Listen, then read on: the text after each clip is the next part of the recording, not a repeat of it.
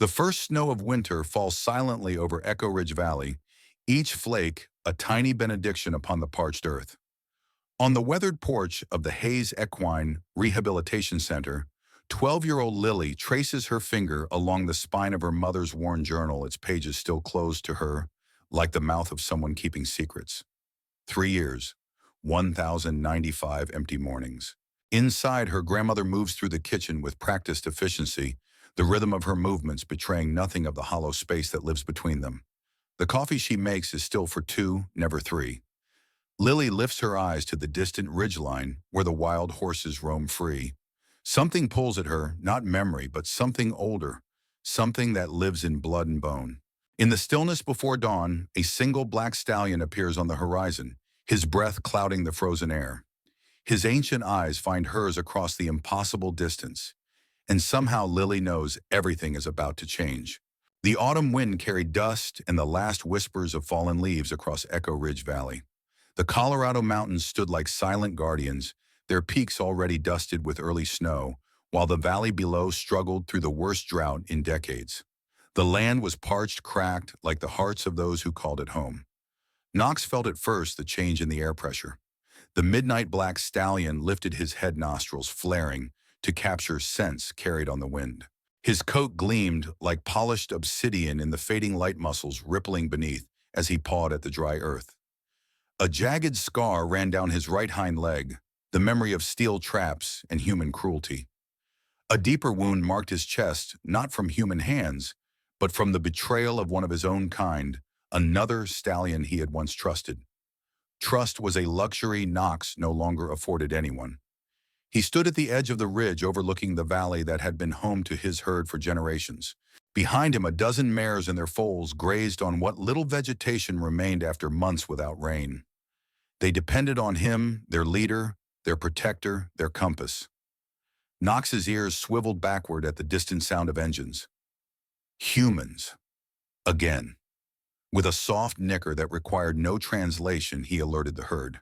They raised their heads in unison, bodies tensing, ready to follow his lead.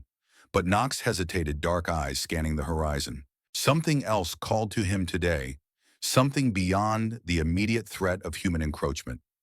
Miles away in a weathered ranch house at the edge of the conservation area, 12-year-old Lily Hayes sat cross-legged on her bedroom floor. Her fingers traced the worn leather cover of her mother's journal, but she couldn't bring herself to open it. Not today. 3 years had passed since Hannah Hayes had vanished in the wilderness while tracking a herd of wild horses, but for Lily, the wound remained as fresh as the day the search parties had returned without her mother. Lily, her grandmother's voice drifted up the stairs. "Breakfast is ready, sweetheart." Lily slid the journal under her bed and stood catching her reflection in the mirror. Her mother's eyes stared back at her, the same shade of amber, the same quiet intensity. She tucked a strand of dark hair behind her ear and squared her shoulders. She had learned long ago that showing weakness only worried her grandmother more. "Coming, Grandma," she called, her voice betraying none of the turmoil within. Eleanor Hayes was at the stove when Lily entered the kitchen, her silver hair pulled back in a practical bun.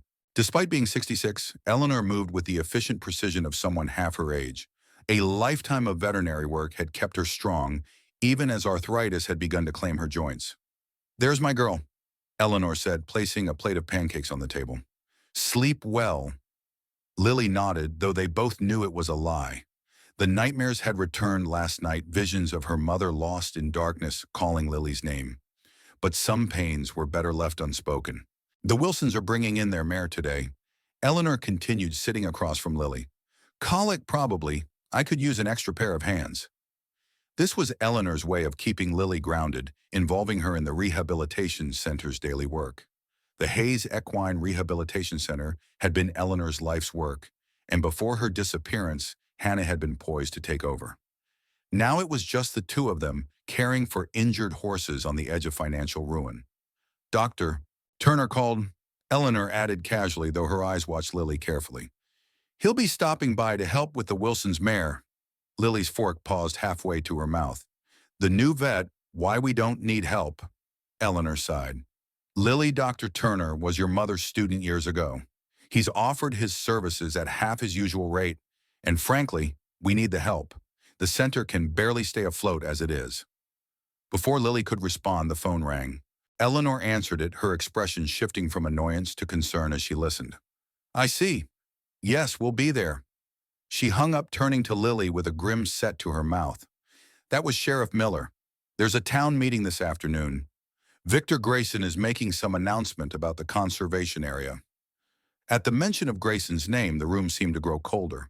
Victor Grayson, CEO of Grayson Eco Development Fund, the man who had arrived in Echo Ridge 3 years ago, with promises of sustainable tourism and ecological preservation. The man whose presence had coincided with Hannah's disappearance. Are we going? Lily asked, already knowing the answer. We have to. Eleanor's voice hardened. Whatever Grayson is planning, it won't be good for the wild herds. Your mother would expect us to be there. The town hall was packed by the time they arrived. Echo Ridge's population barely topped 2,000, but it seemed everyone had turned out for Grayson's announcement.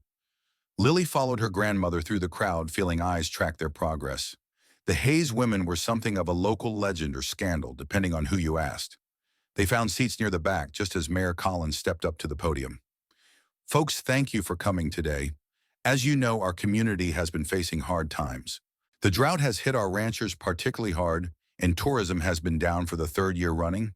That's why I'm pleased to introduce Mr. Victor Grayson, whose innovative ecotourism project might just be the answer to Echo Ridge's prayers. Victor Grayson approached the podium with the confident stride of a man accustomed to commanding attention. Tall and impeccably dressed in what appeared to be hiking clothes that had never seen dirt.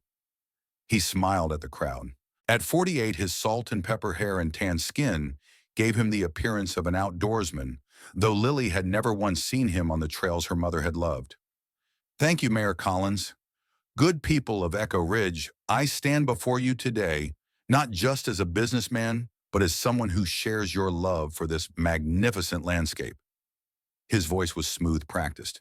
For 3 years, my team has been studying the unique ecosystem of Echo Ridge, looking for ways to preserve it while creating sustainable economic opportunities for your community.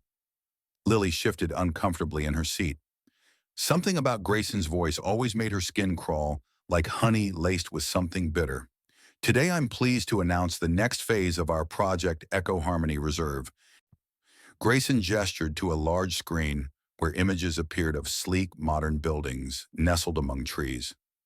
A state-of-the-art facility that will allow visitors to experience the natural beauty of Echo Ridge while contributing to its preservation. Murmurs rippled through the crowd, some excited, others skeptical. The centerpiece of Echo Harmony will be our wild horse experience, where visitors can observe the majestic wild herds in their natural habitat safely, respectfully, and educationally. Eleanor's hand found Lily's, squeezing tightly. Additionally, our research division will continue the groundbreaking work begun 3 years ago in partnership with local experts studying wild horse behavior and developing non-invasive methods for population management. Son, Grayson's eyes seemed to find Lily and Eleanor in the crowd. Some of you may remember Hannah Hayes was a collaborator on the early stages of this research before her tragic disappearance during fieldwork. Her contributions to understanding wild horse behavior were invaluable. Lily felt as though she'd been struck, her mother working with Grayson. That couldn't be right. Hannah had never mentioned any collaboration. In fact, Lily distinctly remembered her mother's frustrated rants about that developer and his phony environmental concerns. Eleanor stood suddenly. That's a lie, she called out, her voice cutting through the murmurs. My daughter never worked for you, Grayson. The room fell silent. Victor Grayson's smile didn't waver, but something cold flickered in his eyes. Mrs. Hayes, I understand your grief may have clouded your recollection. Hannah was indeed a consultant on our behavioral research program. In fact, she disappeared while testing one of our tracking methodologies. Bullshit! Eleanor spat, earning gasps from those nearby. Hannah was tracking those horses to protect them from you. Mayor Collins stepped forward quickly. Mrs. Hayes, please. This isn't the place. It's quite all right, Mayor, Grayson interrupted smoothly. Loss affects us all differently. He turned back to the crowd. The Echo Harmony Project will break ground next month, creating over 100 local jobs and bringing sustainable tourism to revitalize your economy. The meeting dissolved into questions about jobs, timelines, and environmental impact, but Lily barely heard any of it. Her mind was spinning with Grayson's claim. Her mother working with him, it couldn't be true. As they left the town hall, Lily noticed a tall man watching them from the edge of the parking lot. Dr. Michael Turner, the new vet who had moved to Echo Ridge 6 months ago. Unlike Grayson, there was nothing polished about Turner. His flannel shirt was rumpled, his beard untrimmed, his eyes tired but kind. He approached them hesitantly. "Mrs. Hayes, Lily, I heard what happened in there." Eleanor's posture remained rigid. "Did you come to defend your friend Grayson too?" Turner shook his head. "I'm not his friend, and for what it's worth, I don't believe Hannah would have willingly worked with him either." "You didn't know my daughter," Eleanor said, but some of the edge had left her voice. "I knew her well enough," Turner replied quietly. "She was my mentor at Colorado State. Everything I know about equine behavior, I learned from Hannah." Before Eleanor could respond, Sheriff Miller approached, his weathered face set in apologetic lines. "Eleanor, Lily, sorry about all that.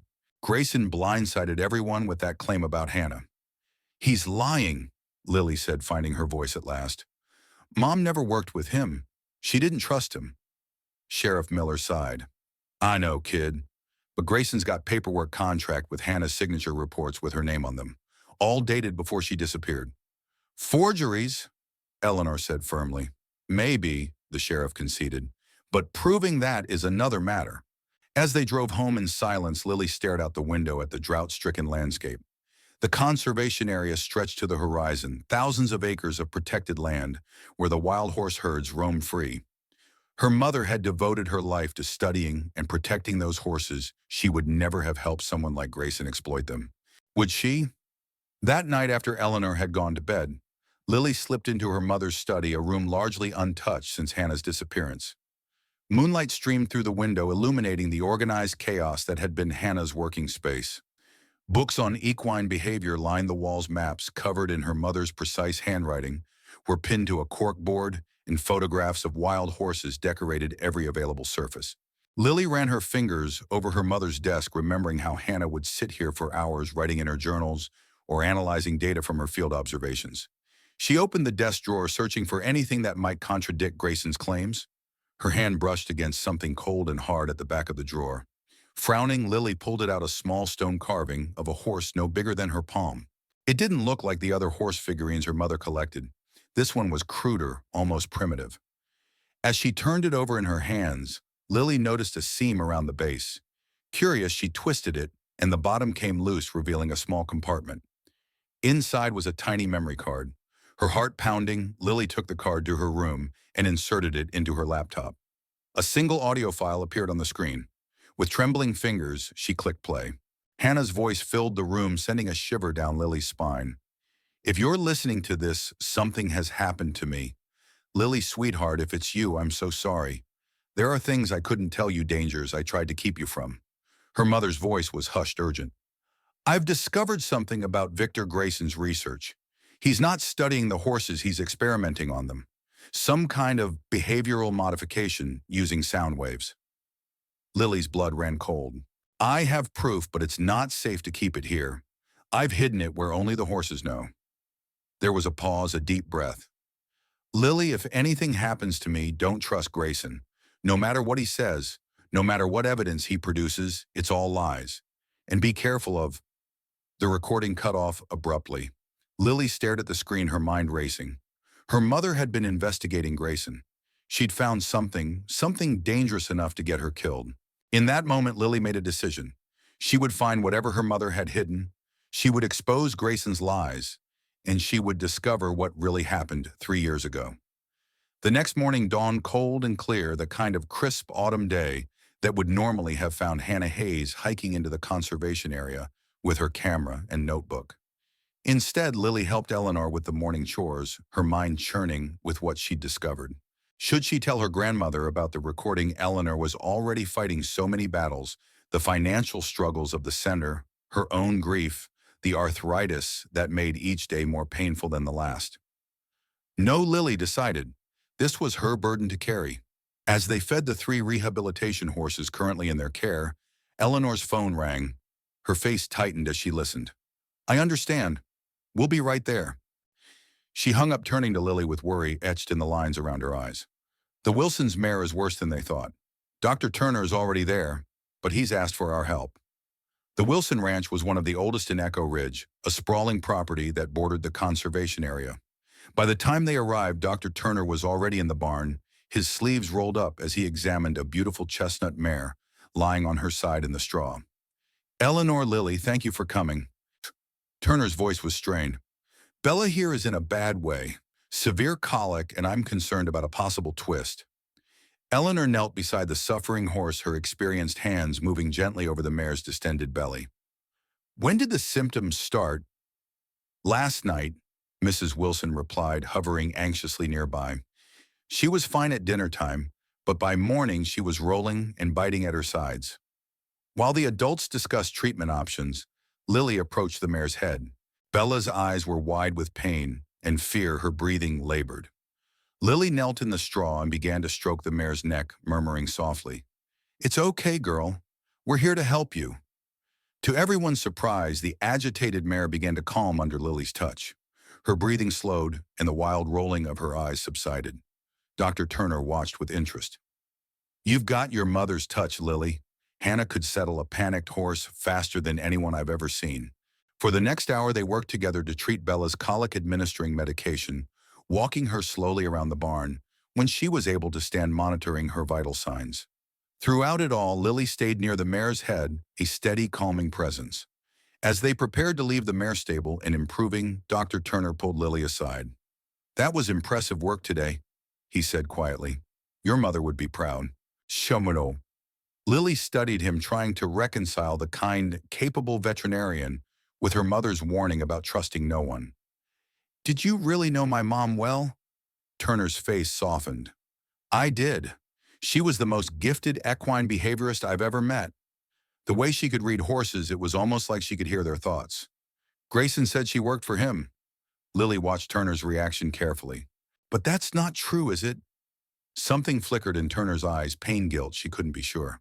"Your mother would never have willingly participated in anything that harmed horses. That much I know for certain."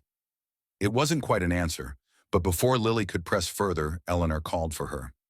As they drove home, Lily made her decision. Tomorrow she would go into the conservation area. She would find whatever her mother had hidden, where only the horses know. Dawn had barely broken when Lily slipped out of the house the next morning, a backpack slung over her shoulder, containing water trail mix, her mother's small binoculars, and the stone horse figurine. She left a note for Eleanor, claiming she was hiking to her thinking spot, not entirely a lie, as the ridge overlooking the eastern valley had been a favorite retreat since her mother's disappearance. The air was cold enough to make her breath visible as she made her way through the back pasture and climbed the fence that marked the boundary of the conservation area. The drought had left the landscape transformed, streams reduced to trickles, vegetation sparse and brown where it should have been lush and green. Lily followed one of her mother's favorite trails marked on the maps in Hannah's study. If her mother had hidden something where only the horses know, it would likely be near one of the herd's regular gathering places, water holes, sheltered valleys, or the mineral licks they frequented. The first water hole she checked was nearly dry, with no sign of the wild horses. The second, a small spring-fed pool nestled among rocks, showed evidence of recent visits, hoof prints in the mud droppings, grazed vegetation, but again no horses. By midday, Lily had hiked several miles into the conservation area with no success. She sat on a boulder to rest and eat some trail mix, surveying the valley below. In the distance, dust rose in small puffs, animals moving perhaps. She raised the binoculars, adjusting the focus. A small herd of horses moved across the valley floor, heading toward a stand of cottonwood trees that likely marked another water source. Lily counted 7 mares, 4 foals, and her breath caught a magnificent black stallion leading them. Even from this distance, she could see the power in his stride, the alertness in his posture as he scanned for threats. Knox. It had to be. The legendary black stallion her mother had written about extensively in her journals, the one who had escaped from captivity and returned to the wild, becoming one of the most elusive and formidable herd leaders in the area. Moving carefully to avoid startling the herd, Lily made her way down the ridge and across the valley, keeping to what cover she could find. The horses had disappeared into the cottonwood grove by the time she neared it, but fresh tracks confirmed they were still there. The grove concealed a small spring, one of the few water sources still flowing despite the drought. The wild horses were gathered around it drinking or grazing on the slightly greener vegetation near the water. And standing guard at the edge of the grove was Knox. Lily froze as the black stallion raised his head, nostrils flaring to catch her scent. For a moment they stared at each other across the clearing, the girl and the wild horse, each wary, each assessing. Knox pawed the ground a clear warning. The mares raised their heads in alarm, gathering their foals closer. Lily lowered herself slowly to the ground, sitting cross-legged in the dirt. She didn't attempt to move closer or make any sudden movements. Her mother had taught her that with wild horses, presence mattered more than action, being rather than doing. For nearly an hour, Lily sat motionless while the herd gradually resumed their activities, though Knox remained vigilant, his dark eyes rarely leaving her. The sun climbed higher, heat shimmering off the drought-parched ground. And still, Lily waited. A movement at the edge of the grove caught her attention, something small and light-colored against the browns and greens. A foal, but not one she had noticed with the herd earlier. This one was smaller, its coat a pale buckskin with distinctive dark points. It stood apart from the others as if uncertain of its welcome. What struck Lily most was the foal's behavior. Unlike the others who stayed close to their mothers, this one approached Knox directly, nudging at the great stallion's leg. Even more surprisingly, Knox allowed it, briefly lowering his head to nuzzle the little one. A motherless foal, Lily wondered. But why would Knox, known for his aggression toward any perceived threat, show such gentleness to an orphan? As she watched, the foal wandered away from Knox, moving with the curious, uncoordinated gait of the very young. It approached the spring, lowered its head to drink, and suddenly lost its footing, sliding into the deeper central pool with a splash. The little one thrashed in panic, too inexperienced to find its way back to solid ground. The mares startled, moving away from the commotion, but Knox reacted differently. He charged toward the water but stopped at the edge, clearly agitated, but unwilling or unable to enter the deeper water. Without thinking, Lily surged to her feet. The herd scattered at her sudden movement, but she ignored them, racing toward the spring where the foal was struggling. She waded into the water, which reached only to her knees, and carefully approached the panicking youngster. "Easy," she murmured, keeping her voice soft and even as her mother had taught her. "Easy, little one. I'm here to help." The foal's wild eyes focused on her, fear giving way to desperate hope. Lily moved slowly to its side, supporting its head above water while guiding it toward the shallower edge. With gentle persistence, she helped the exhausted foal find its footing and climb out of the spring. As soon as they reached dry ground, Lily stepped back, giving the foal space.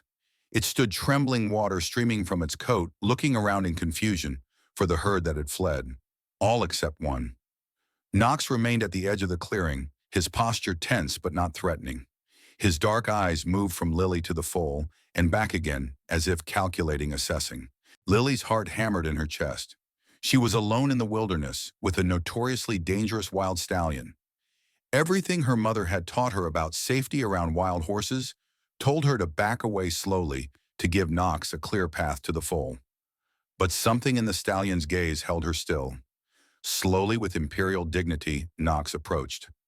Lily remained frozen, barely breathing, as the great black horse drew near.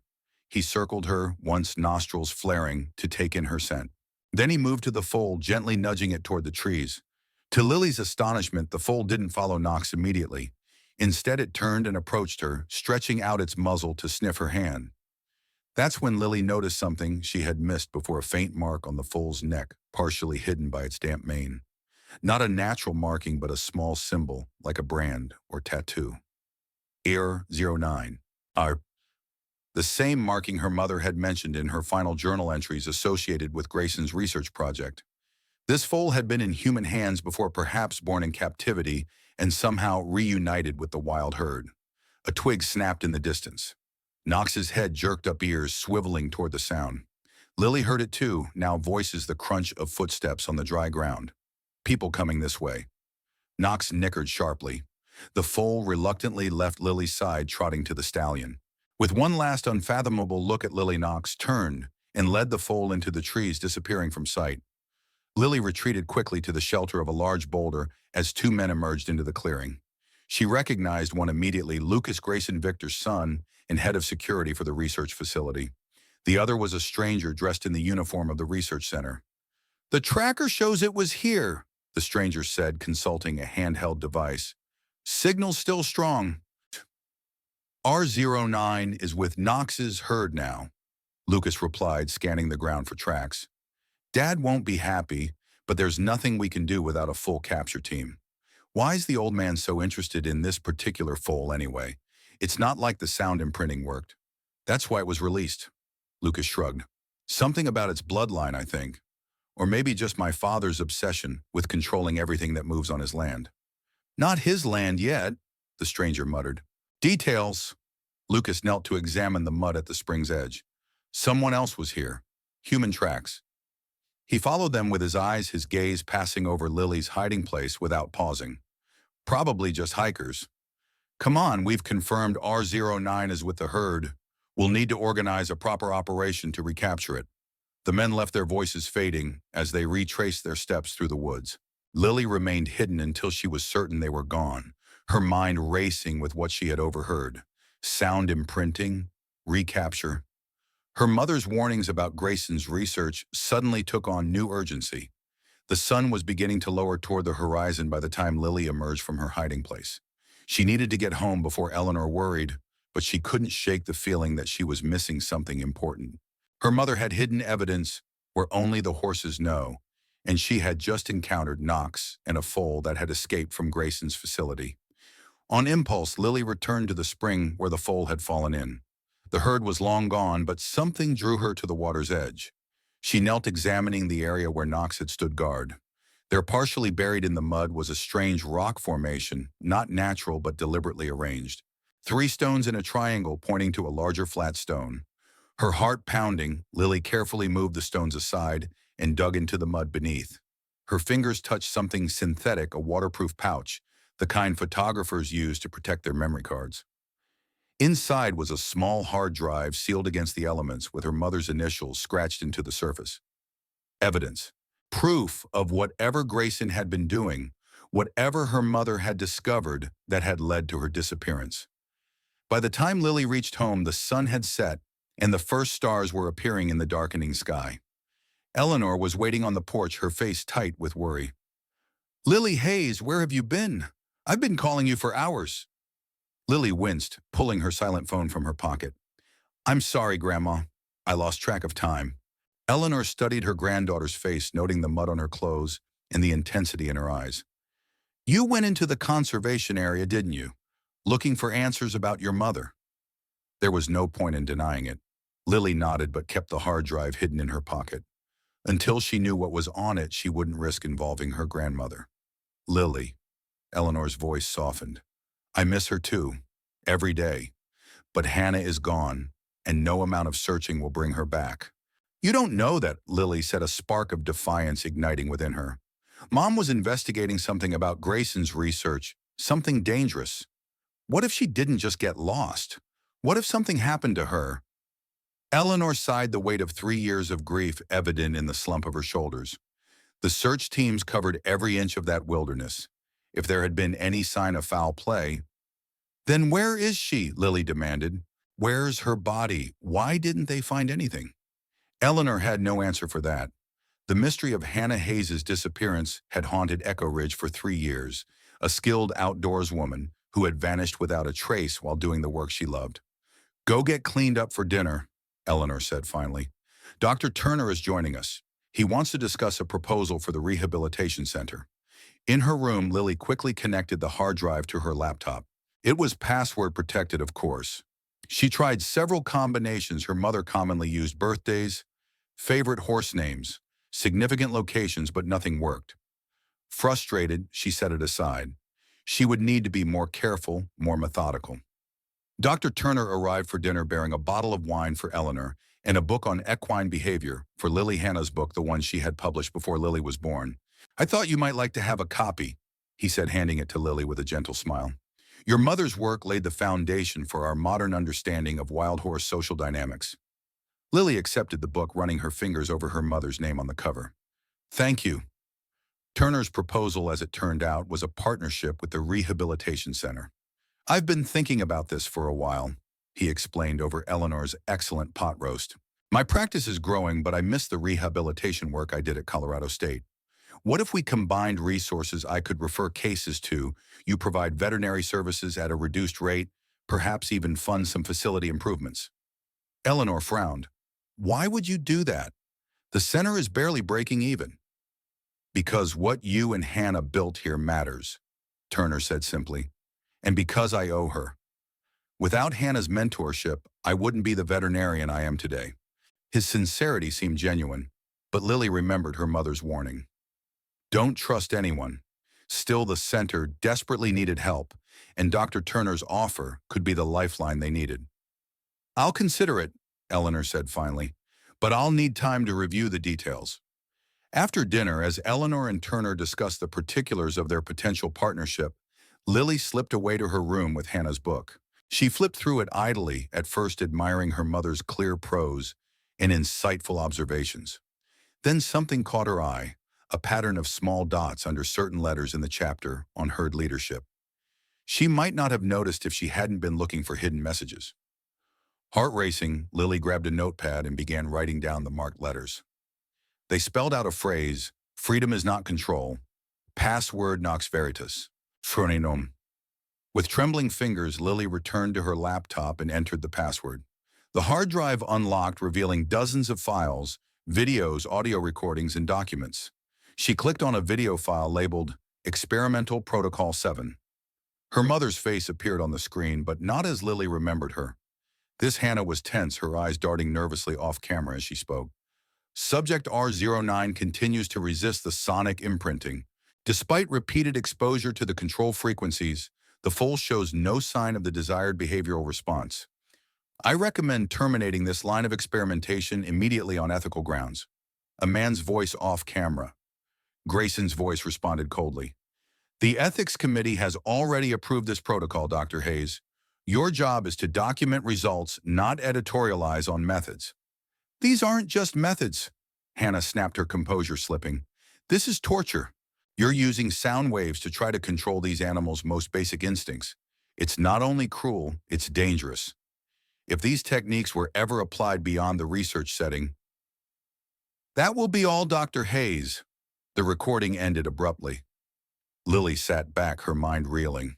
Her mother hadn't been a willing participant in Grayson's research. She had been documenting it, gathering evidence. But evidence of what exactly? She clicked another file, this one. An audio recording dated 3 days before Hannah's disappearance. "I've discovered the true purpose of Grayson's research," her mother's hushed voice explained. "It's not just about controlling wild horses, it's about weaponizing sound to control any mammalian brain. The military applications are obvious, but Grayson's thinking beyond that. Population control, crowd management behavior, modification on a massive scale. And Echo Ridge is just the testing ground." Lily's blood ran cold.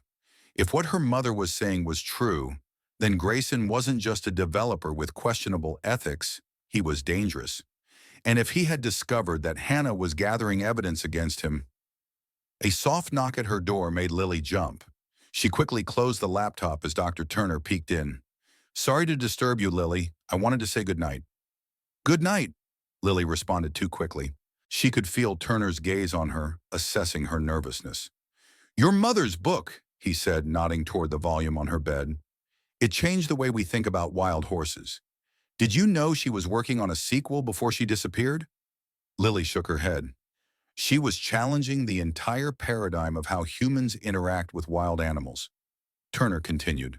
"Hannah believed that true conservation meant respecting the autonomy of wild creatures, not managing them for human convenience." He paused, something unreadable passing across his face. There were people who found those ideas threatening. Before Lily could respond, Eleanor called from downstairs and Turner excused himself. Lily listened to his footsteps descending the stairs, her mind churning with questions. Was Turner trying to warn her? Did he know more about her mother's disappearance than he was saying? That night, Lily dreamed of Knox. In the dream, the great black stallion stood on a ridge overlooking Echo Ridge, his mane dancing in the wind as storm clouds gathered behind him. At his side was the pale buckskin foal R09, watching Lily with intelligent eyes that seemed almost human. And behind them, barely visible in the gathering darkness, was a figure Lily recognized with a jolt of longing and pain. Mom. Hannah Hayes stood with one hand on Knox's neck, her face turned away from Lily, looking towards something in the distance that Lily couldn't see. Lily tried to call out to run to her mother, but her voice made no sound, and her feet remained rooted to the ground. Hannah turned then, just for a moment, her eyes meeting Lily's across the distance. Her lips formed words Lily couldn't hear, but somehow understood. Find me where the horses run free. Lily woke with tears on her cheeks and a certainty in her heart. Her mother was alive. Somehow, somewhere, Hannah Hayes was still out there. And Knox, the wild stallion who feared and hated humans, was the key to finding her. In the pale light of dawn, Lily made her decision. She would return to the conservation area.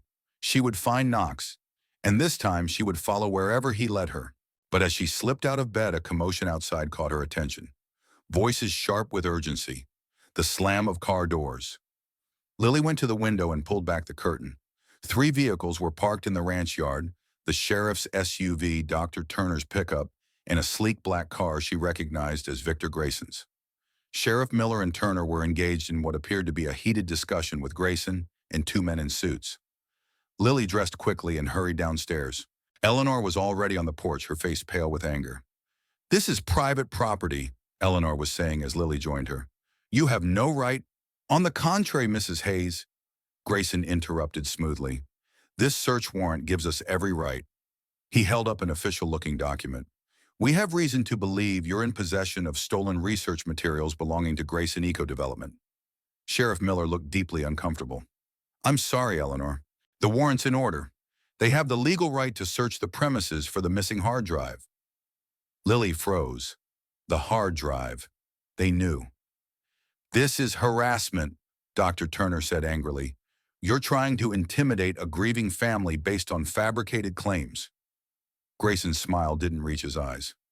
"Dr. Turner, always the passionate defender. One might almost suspect you had something to hide yourself." Turner flinched almost imperceptibly, then squared his shoulders. "The only person with something to hide here is you, Grayson."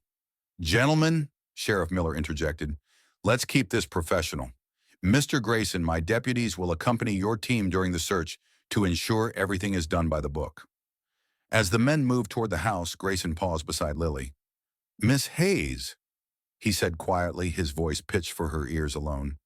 "Your mother was a brilliant woman who made a tragic miscalculation. I'd hate to see you make the same mistake." The threat was unmistakable. Lily met his gaze steadily, channeling every ounce of her mother's courage. "I don't know what you're talking about." Grayson studied her for a moment, then smiled. "Of course not. My mistake." As he walked away, Lily felt a chill that had nothing to do with the morning air. Grayson knew she had the hard drive, but how the answer came in a flash of horrifying clarity. Her laptop. When she had connected to the internet to check her email last night, the hard drive must have triggered some kind of alert or tracking program. She had led Grayson right to her mother's evidence. Lily slipped back inside while everyone was focused on the search parameters. She had minutes at most before they reached her room. The hard drive was still connected to her laptop, hidden under her pillow. She grabbed it frantically, looking for a place to conceal it. Her window overlooked the back pasture beyond which lay the conservation area. In the distance, she could just make out the ridgeline where she had first spotted Knox's herd. "Find me where the horses run free." A plan formed in Lily's mind, desperate, dangerous, but the only option she could see. She needed to get the hard drive back to the spring where she had found it, back to where only the horses know. But how to get past Grayson's men? The answer came in the form of a soft nicker from the barn. Dr. Turner's horse, a gentle gelding named Toby, was tied outside, while his owner was occupied with the search. Lily had ridden him before when helping Turner on calls to remote ranches. Moving quietly through the kitchen and out the back door, Lily made her way to the barn. She grabbed a halter, a small pack with emergency supplies her mother had always insisted on keeping ready, and an old baseball cap to cover her distinctive hair. Toby snorted in greeting as she approached. Lily stroked his neck, murmuring softly as she united him. "I need your help, boy. We've got to move fast." She led him behind the barn where she couldn't be seen from the house, quickly fitted the halter, and used a fence post to mount bareback.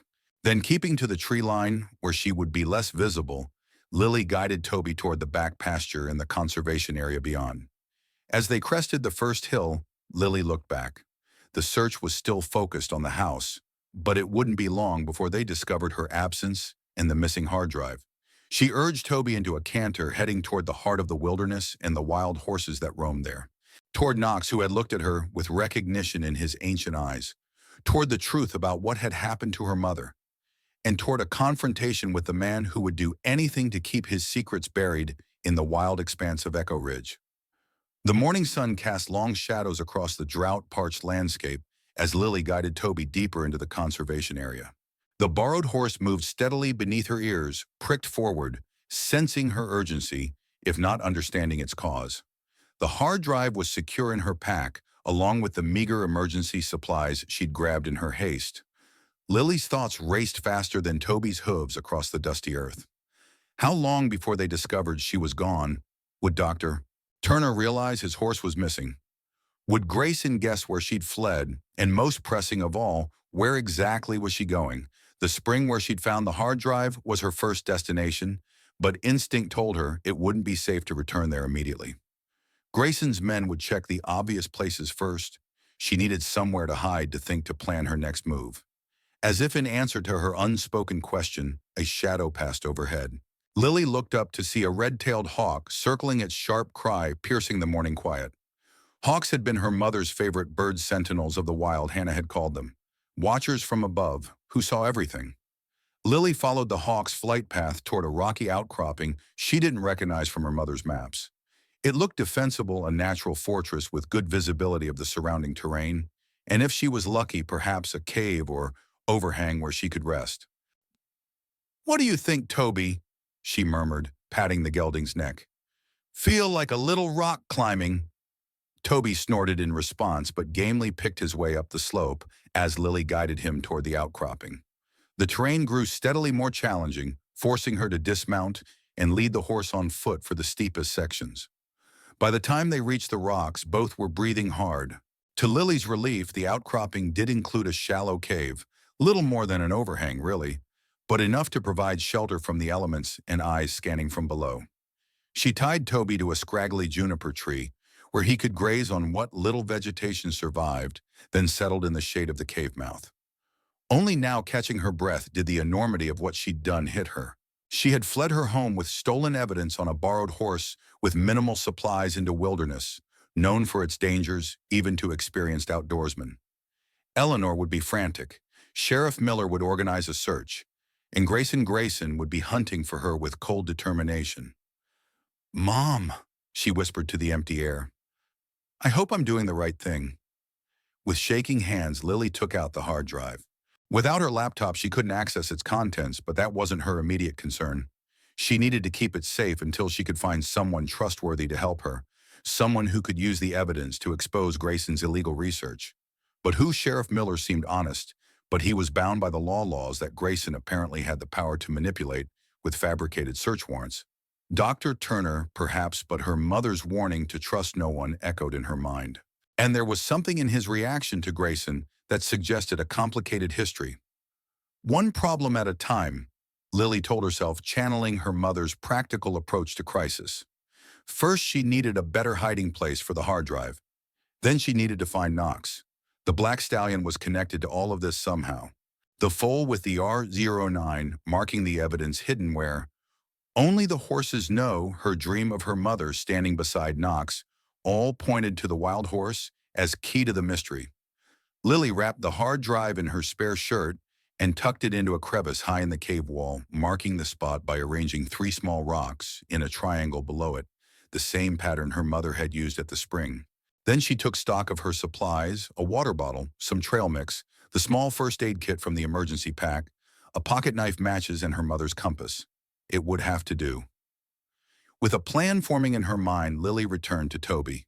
The gelding had been a convenient escape, but now he was a liability, too visible, too easily tracked. She needed to send him home while hiding her own trail. "Sorry, boy," she said, stroking his velvet nose. "Time for you to go back to Dr. Turner. However, she fashioned a simple note from a scrap of paper in the emergency pack. I'm safe. Please don't worry. Tell Grandma I'll be home soon. Ideal. She tucked it under Toby's halter, then led him down from the outcropping to the main trail.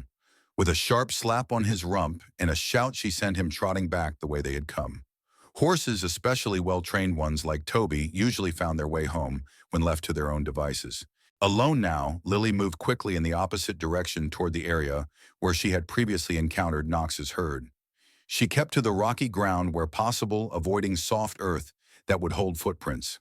Her mother had taught her how to move through wilderness, leaving minimal trace of skill Hannah had developed for wildlife observation, but which now served a more urgent purpose. The sun climbed higher as Lily hiked deeper into the conservation area. The heat was oppressive, magnified by the drought-stricken landscape. She rationed her water carefully, knowing that finding more would soon become her primary concern. By midday, Lily had reached a vantage point overlooking the broad valley where she'd first spotted Knox's herd. She scanned the terrain with her mother's binoculars, searching for any sign of the wild horses or human pursuers. The valley appeared empty, the only movement coming from occasional dust devils spiraling across the parched earth. She was about to move on when a flicker of motion caught her eye at the valley's eastern edge. Adjusting the binoculars, she focused on a splash of color that didn't belong in the sun-bleached landscape: a blue shirt, a human figure moving with purpose along the valley floor. Lily ducked behind a boulder, heart pounding. She raised the binoculars again, more carefully this time. The figure was male, tall and lean, wearing hiking clothes and carrying a backpack. Not one of Grayson's security team in their black uniforms, but that didn't mean he wasn't searching for her. As the figure turned slightly, Lily caught a glimpse of his profile. Dr. Turner, alone, moving steadily across the valley, occasionally stopping to survey the area as if searching for something or someone. Had he joined the hunt for her? Or was he out here for another reason entirely? Lily weighed her options. Turner had been her mother's student, had expressed clear distrust of Grayson, but he had also flinched at Grayson's insinuation about having something to hide. Could she risk trusting him? The decision was made for her when a new sound reached her ears, the distant but unmistakable thrum of helicopter rotors. She looked up to see a sleek black helicopter appearing over the ridge to the west, moving methodically across the conservation area. Grayson had escalated the search. From the air, she would be easily spotted in the open terrain. Abandoning caution for speed, Lily scrambled down from her vantage point and ran toward the nearest cover, a deep wash carved by flash floods over centuries at sides steep enough to hide her from aerial observation. She half slid, half climbed into the wash, sending small avalanches of pebbles ahead of her. The helicopter's sound grew louder coming her way. Lily pressed herself against the wash's shadowed side, trying to control her breathing, willing herself to become invisible. The roar of the rotors passed directly overhead, then began to fade as the helicopter continued its sweep. Lily allowed herself a small sigh of relief, only to freeze as loose stones clattered down the wash behind her. She wasn't alone. Slowly, Lily turned. Standing not 20 feet away was the pale buckskin foal she had rescued at the spring R09. Its large eyes were fixed on her ears forward, with interest rather than fear. "Hey there," Lily whispered, hardly daring to believe her luck. "Where's the rest of your herd?" As if in answer, a soft nickering sound came from further along the wash. Lily peered around a bend to see an astonishing sight: Knox, the great black stallion, waiting with regal stillness, his dark eyes watching her with unnerving intelligence. The foal trotted to Knox's side, then looked back at Lily expectantly. The message could not have been clearer had it been spoken aloud. "Follow us." Putting aside rational questions about why wild horses would seek her out, Lily followed as Knox led the way along the wash. The foal pranced alongside her, occasionally brushing against her arm with surprising familiarity for a supposedly wild animal. They traveled this way for over an hour, the horses setting a pace Lily could maintain, stopping occasionally when the helicopter's sound returned. Knox seemed to understand the danger from above, always ensuring they remained in deep cover when the aircraft passed. The wash eventually led to a series of increasingly narrow canyons, the terrain growing more rugged and difficult to navigate. Lily struggled to keep up, her legs burning with fatigue, her water bottle now empty. Just as she was about to call for a rest, the canyon opened into a hidden valley. Lily gasped at the unexpected oasis before her. Unlike the drought-ravaged landscape she had traversed, this protected valley retained a measure of greenery. A small spring bubbled from the canyon wall, creating a shallow pool before seeping into the ground. Cottonwood trees provided dappled shade, and patches of grass, brown but still living, offered forage. More surprising still were the occupants. The rest of Knox's herd was here, mares and foals gathered around the precious water source. They raised their heads at Knox's approach, but showed no alarm at Lily's presence, as if their lead stallion's acceptance was all the assurance they needed.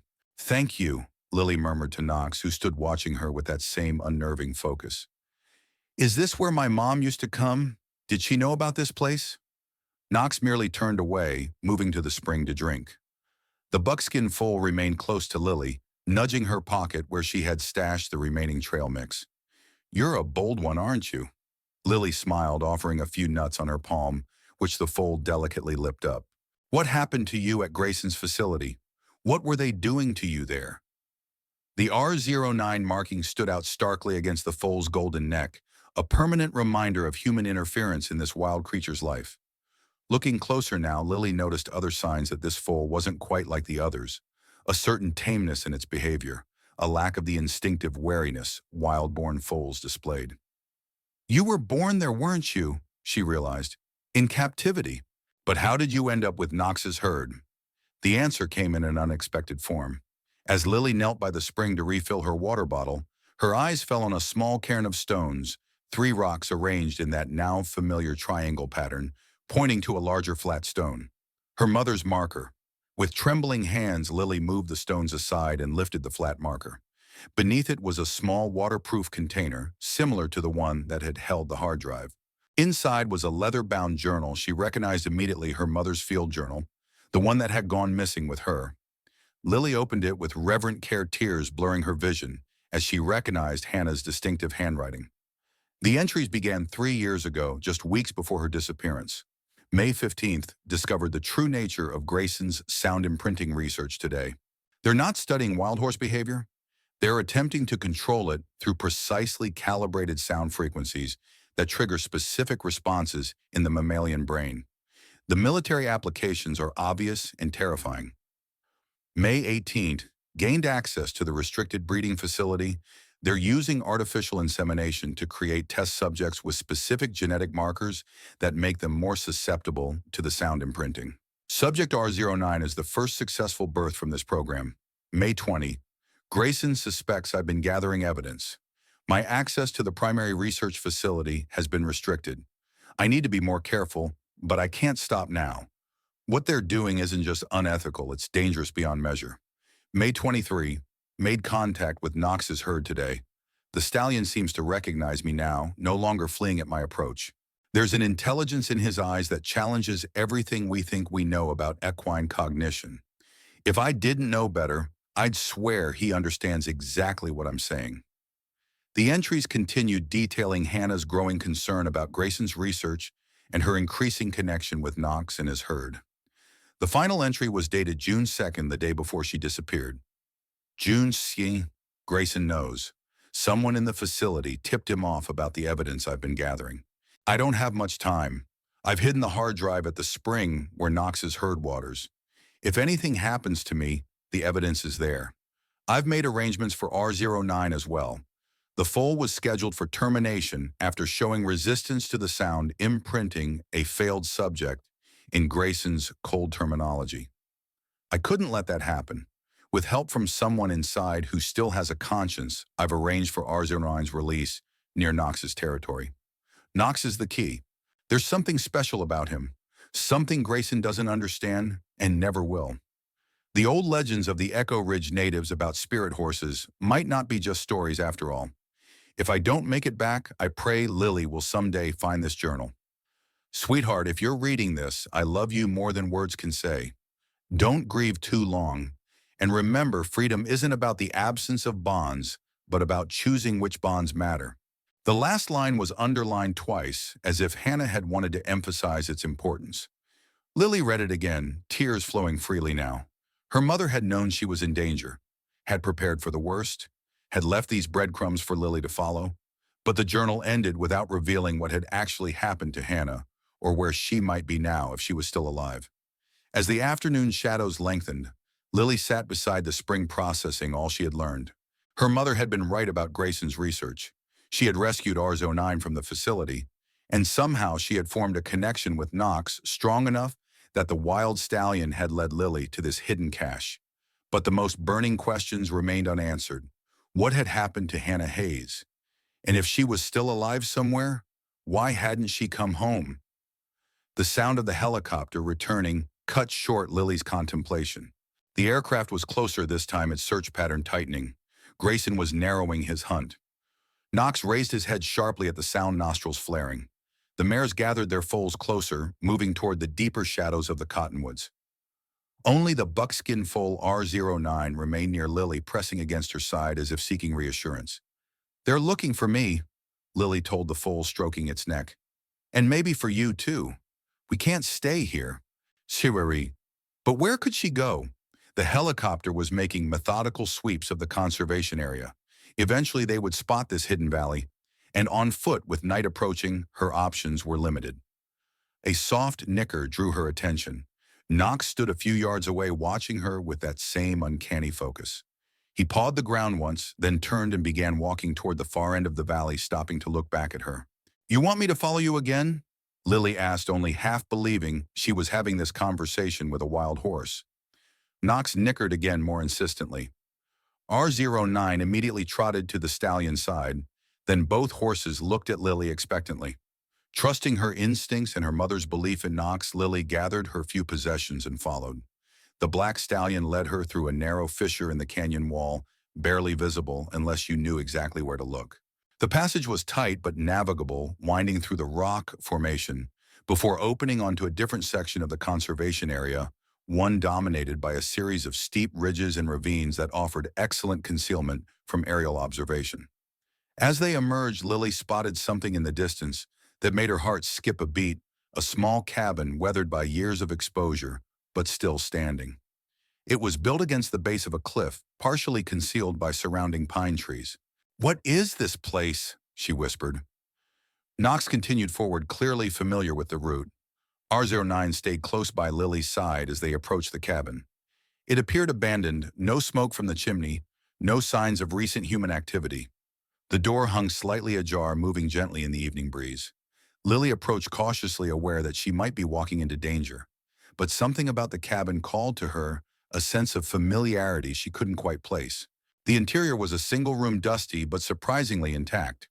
A wood stove occupied one corner, a small table and chair another. A narrow bed with a faded quilt stood against the far wall. Shelves held canned goods, their labels bleached by time. A kerosene lamp sat on the table. But what caught Lily's breath were the photographs pinned to the wall above the bed. Faded by sunlight but still recognizable pictures of wild horses. And among them a photo of Hannah Hayes standing beside a younger Knox, her smile radiant as she extended a hand toward the wary stallion. This was her mother's place, a secret research cabin perhaps, or a sanctuary when she needed solitude. Lily had never known about it, but Knox had, and had led her straight to it. As night fell, Lily made herself as comfortable as possible in the abandoned cabin. She found matches and lit the kerosene lamp, its soft glow illuminating the small space. The canned food was too old to risk eating, but she found a container of tea that seemed intact in boiled water on the wood stove. Sitting at the small table with her mother's journal open before her, Lily read and reread the entries, searching for any clue she might have missed. Outside, she could hear the occasional soft nicker as Knox and R09 moved around the cabin. Incredibly, the wild horses had chosen to remain nearby rather than returning to the herd. A comforting thought occurred to her. Had they been watching over this place all along, keeping Hannah's sanctuary safe until someone came looking? As Lily continued exploring the cabin, she discovered a loose floorboard beneath the bed. Prying it up revealed a small cache, more journals, a first aid kit, a change of clothes, and most surprising of all, a satellite phone. Her heart racing, Lily examined the phone. It was an older model designed for durability rather than features. The battery was dead, but there was a solar charger stored alongside it. If she could charge it, she might be able to call for help. But who would she call? Eleanor would be frantic by now, but calling home might lead Grayson straight to her. Sheriff Miller. The same problem applied. Dr. Turner. The question of his trustworthiness remained unresolved. Setting the phone aside for the moment, Lily turned to the additional journals. These were different from the field journals she'd found at the Springmore, personal, less scientific. As she read, a picture emerged that stunned her. Her mother had been investigating Grayson for nearly a year before her disappearance, not just weeks. Hannah had discovered his sound imprinting research almost by accident while conducting her own studies on wild horse communication. What had started as scientific curiosity had turned to horror as she uncovered the true nature of his work. And she hadn't been working alone. There were repeated references to M, who provided access to restricted areas of the research facility. Could M be Dr. Michael Turner? Had he been helping her mother gather evidence against Grayson? If so, why hadn't he come forward after Hannah disappeared?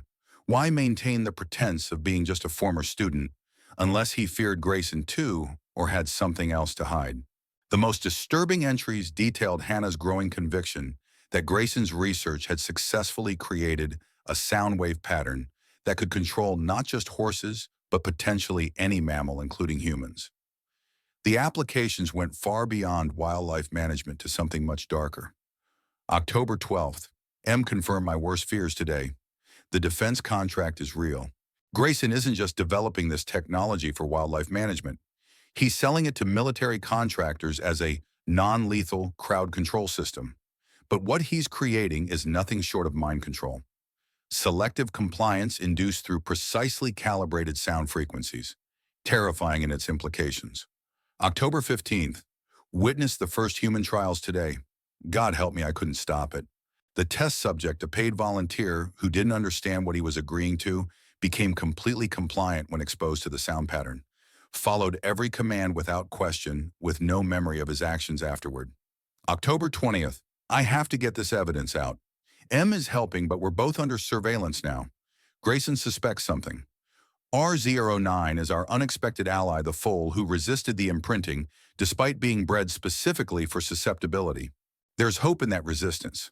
The final entries were increasingly paranoid, with Hannah describing being followed, her home being searched while she was away, strange calls in the night. Then came an entry that made Lily's blood run cold. May 25th, Grayson confronted me today.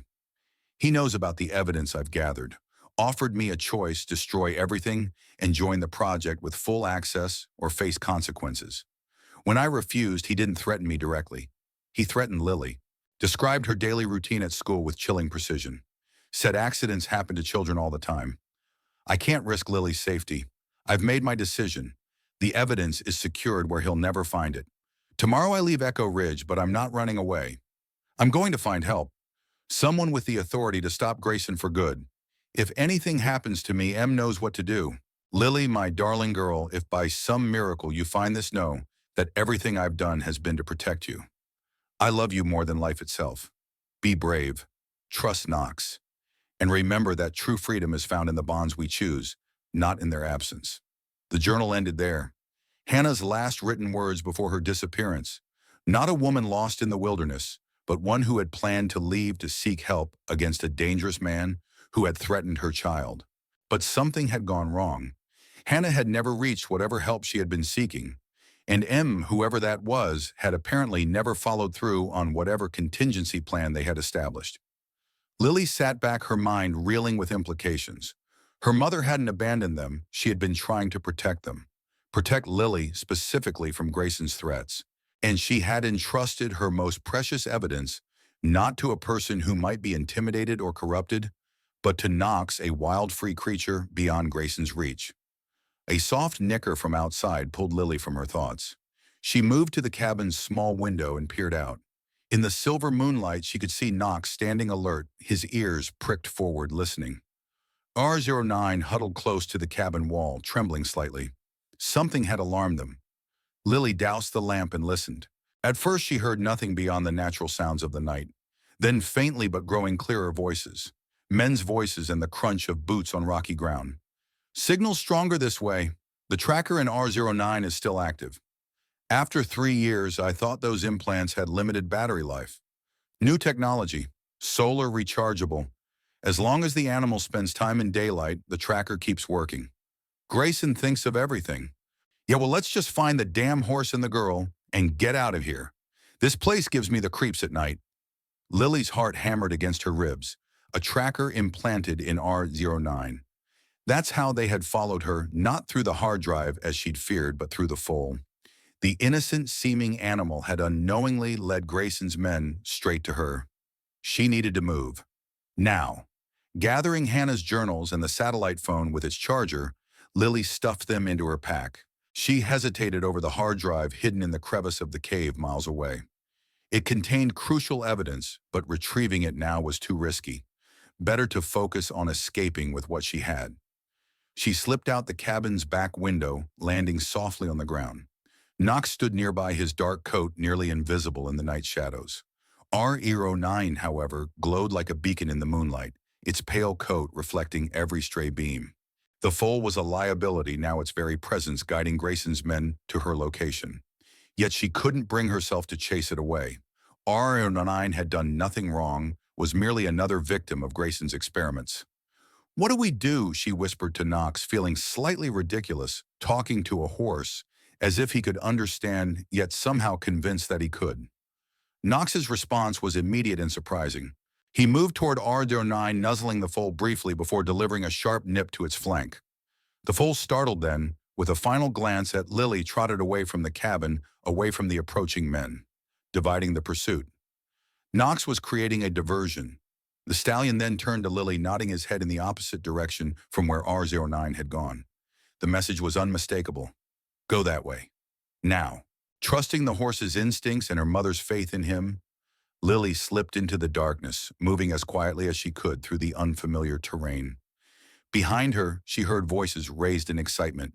"There it is! R09! Where's the girl? Now spread out. She can't have gone far." Lily kept moving, using every technique her mother had taught her for traveling silently through wilderness. The moon disappeared behind clouds, plunging the landscape into near-total darkness. She navigated by feel more than sight, grateful for the reduced visibility that would hamper her pursuers as well. After what felt like hours but was likely only minutes, Lily paused to catch her breath and get her bearings. The voices had faded behind her. Had they followed R09 instead, or split their forces to pursue both targets? A twig snapped nearby. Lily froze, pressing herself against a large boulder. Footsteps approached, careful and deliberate. Not the heavy tread of Grayson's security team in their tactical boots, but something lighter, more cautious. "Lily," a hushed voice called. "Lily Hayes, it's Dr. Turner. If you're there, please. I want to help." Lily remained silent, heart pounding. Turner was alone from the sound of it. But could she trust him? Was he the mysterious M from her mother's journals, a potential ally? Or was this a trap? "Lily, please, I know you found Hannah's journals. I know you're scared." Turner's voice was strained, urgent. "But Grayson's men are closing in. You need to come with me now if you want to stay safe." A soft nicker from the darkness made Lily jump. Knox had somehow circled around and found her again. The stallion stood a few yards away, visible now as her eyes adjusted to the darkness. He was watching Turner, ears forward, body tense but not alarmed. If Knox wasn't afraid of Turner. "Dr. Turner," Lily called softly, stepping out from her hiding place. "Are you M?" Turner's sharp intake of breath was answer enough. "She mentioned me in her journals." It wasn't a question. "Yes, I'm M. Michael, I was helping your mother gather evidence against Grayson." "Why didn't you come forward after she disappeared? Why pretend you barely knew her?" "Because Grayson was watching me too. Still is." Turner moved closer, his features becoming visible in the dim light. He looked exhausted, haunted. "I've been trying to continue what Hannah started, but carefully. So carefully. Until you found the hard drive and blew everything wide open." "I had to," Lily said defensively. "Mom left those clues for me to find." "I know," Turner sighed. "Hannah always said you had her same stubborn streak. But now Grayson knows you have the evidence, and he'll stop at nothing to get it back. You're in serious danger, Lily." As if to emphasize his point, distant shouts echoed through the night, Grayson's men regrouping after losing R09's trail. "We need to move," Turner urged. "I have a jeep hidden about a mile from here. We can make it if we hurry." How do I know I can trust you? Lily demanded, even as the approaching voices grew louder. Turner met her gaze steadily. You don't, but your mother did.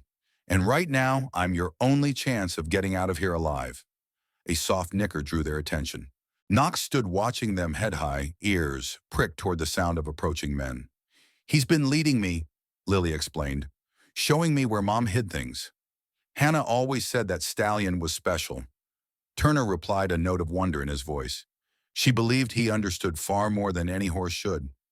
Knox pawed the ground impatiently, then turned and began walking purposefully away from the approaching voices. I think he wants us to follow him, Lily said. Then we follow, Turner decided. At this point, I trust that horse more than my own instincts. They moved quickly through the darkness, guided by Knox's shadowy form ahead of them. The stallion seemed to know exactly where to go, leading them along game trails and natural pathway that offered both concealment and relatively easy travel. The shouts behind them grew fainter, then faded entirely. Either Grayson's men had lost their trail, or they were being more cautious in their pursuit. Neither option offered much comfort. They were still being hunted. After nearly an hour of hard travel with the first hint of dawn lightening the eastern sky, Knox halted at the edge of a steep ravine. Below, partially hidden by scrub brush, sat a battered jeep. My God, Turner breathed. He led us straight to it. Knox nickered softly, as if satisfied with a job well done. Thank you, Lily told the stallion, reaching out cautiously to stroke his muscular neck.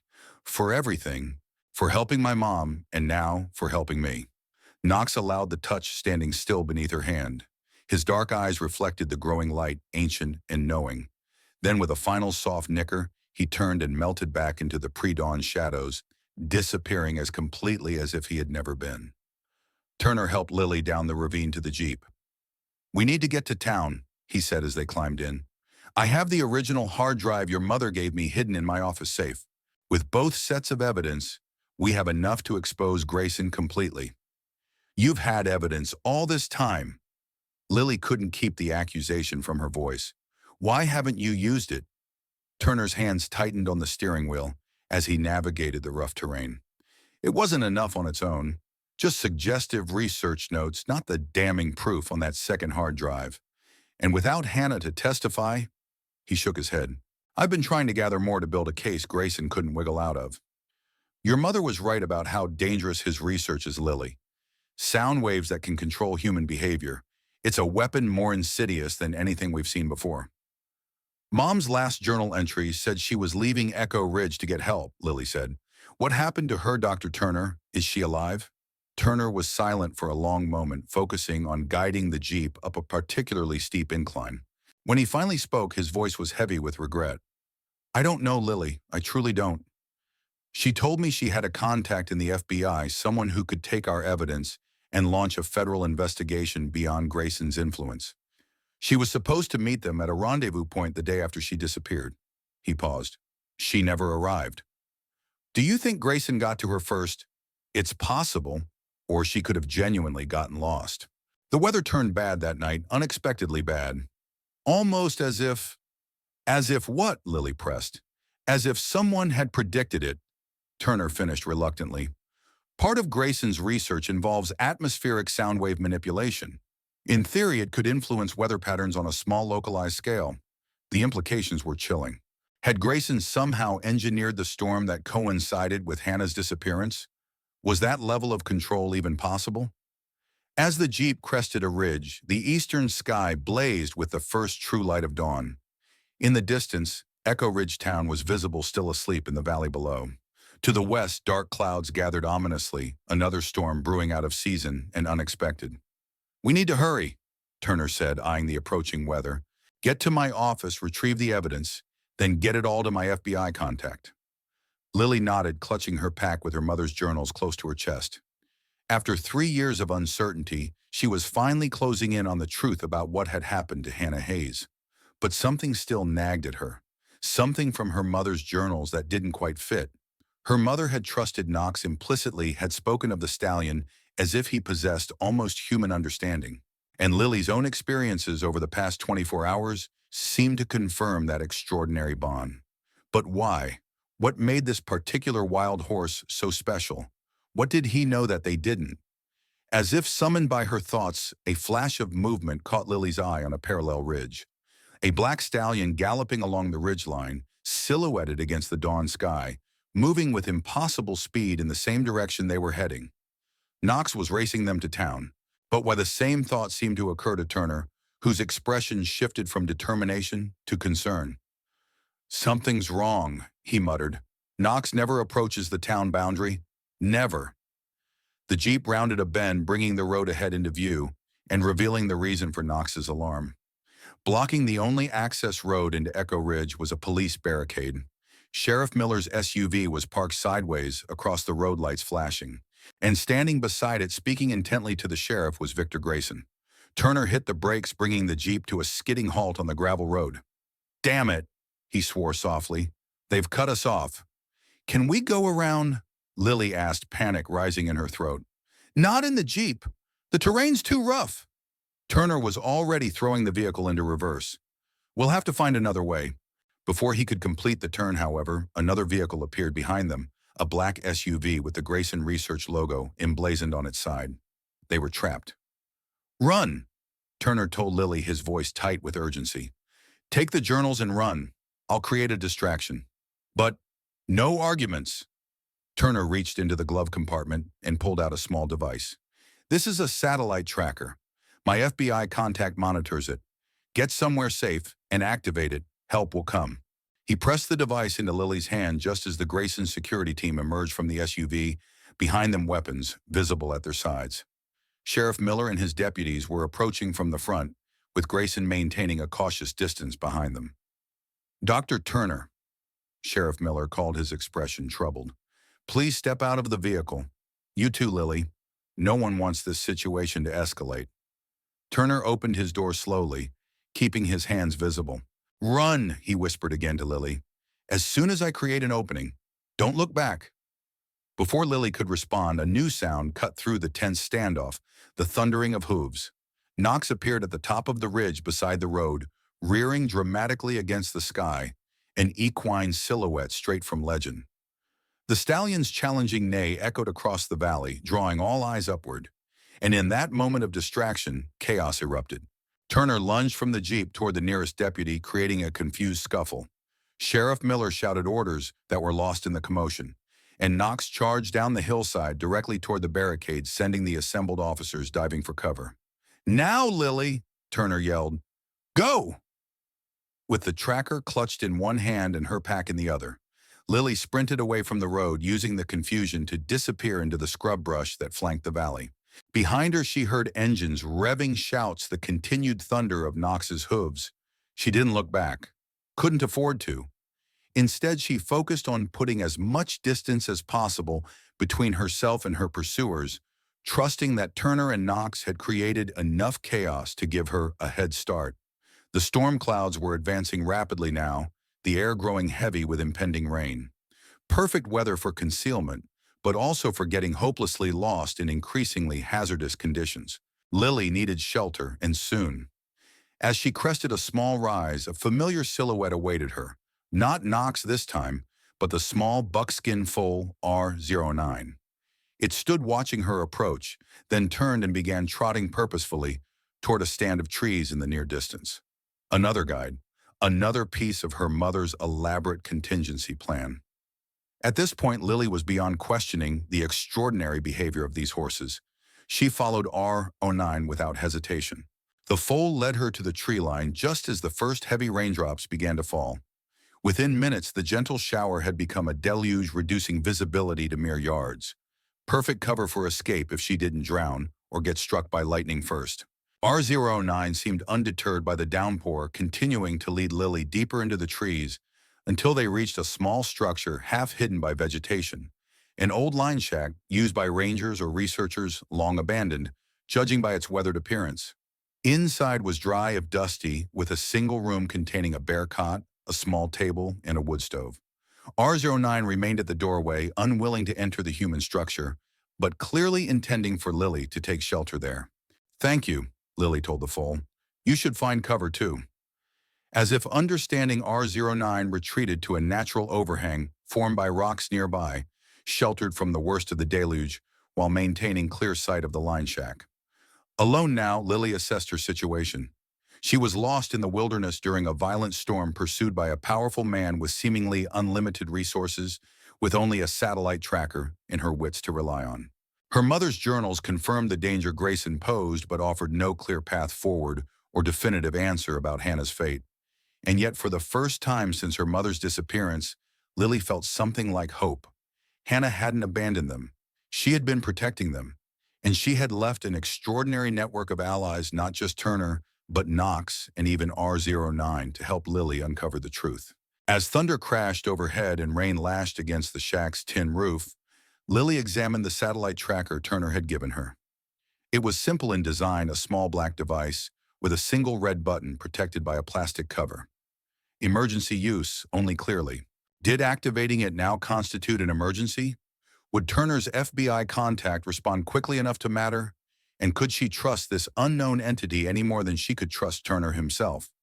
Through the shack's single grimy window, Lily could see R09 still standing guard under the rock overhang. The foal's presence was both comfort and concern.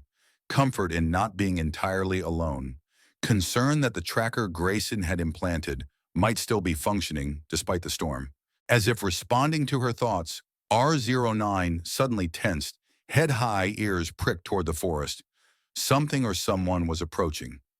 Lily moved away from the window, pressing herself against the wall beside the door. She had no weapon beyond a small pocket knife, useless against armed security personnel. Her only advantages were knowledge and the storm itself, making pursuit difficult. Footsteps approached, heavy and deliberate, despite an obvious attempt at stealth.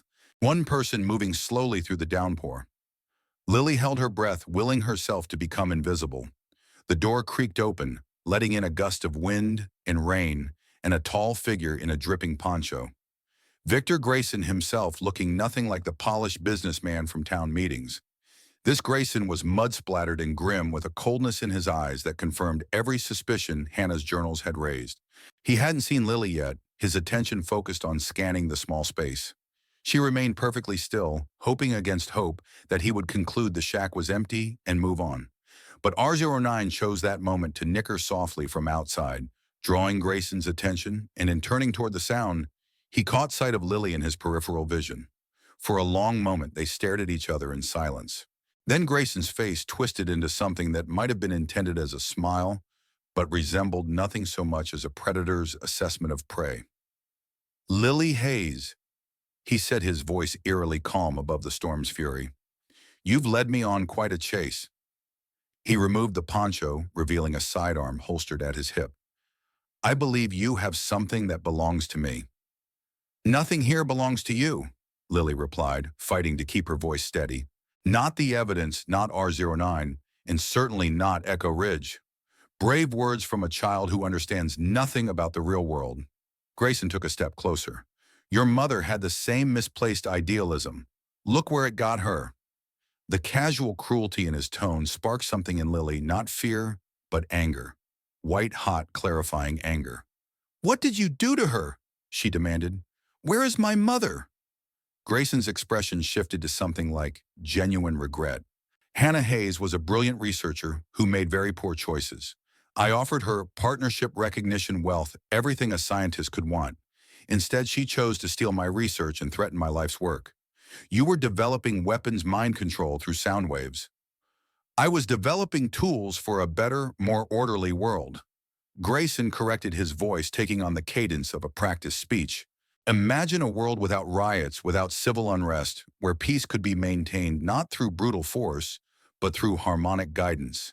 Your mother couldn't see past her outdated notions of individual autonomy to grasp the greater good."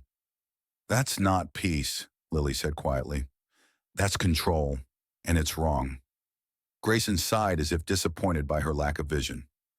"In any case, the choice is no longer yours to make. The journals, please. And the satellite tracker Dr. Turner gave you, don't bother denying it, we monitored their conversation." "You don't control everything yet," Lily replied, backing away as he advanced. "People will find out what you're doing. The evidence is already out there." "Is it?" Grayson smiled thinly. "Turner has been apprehended.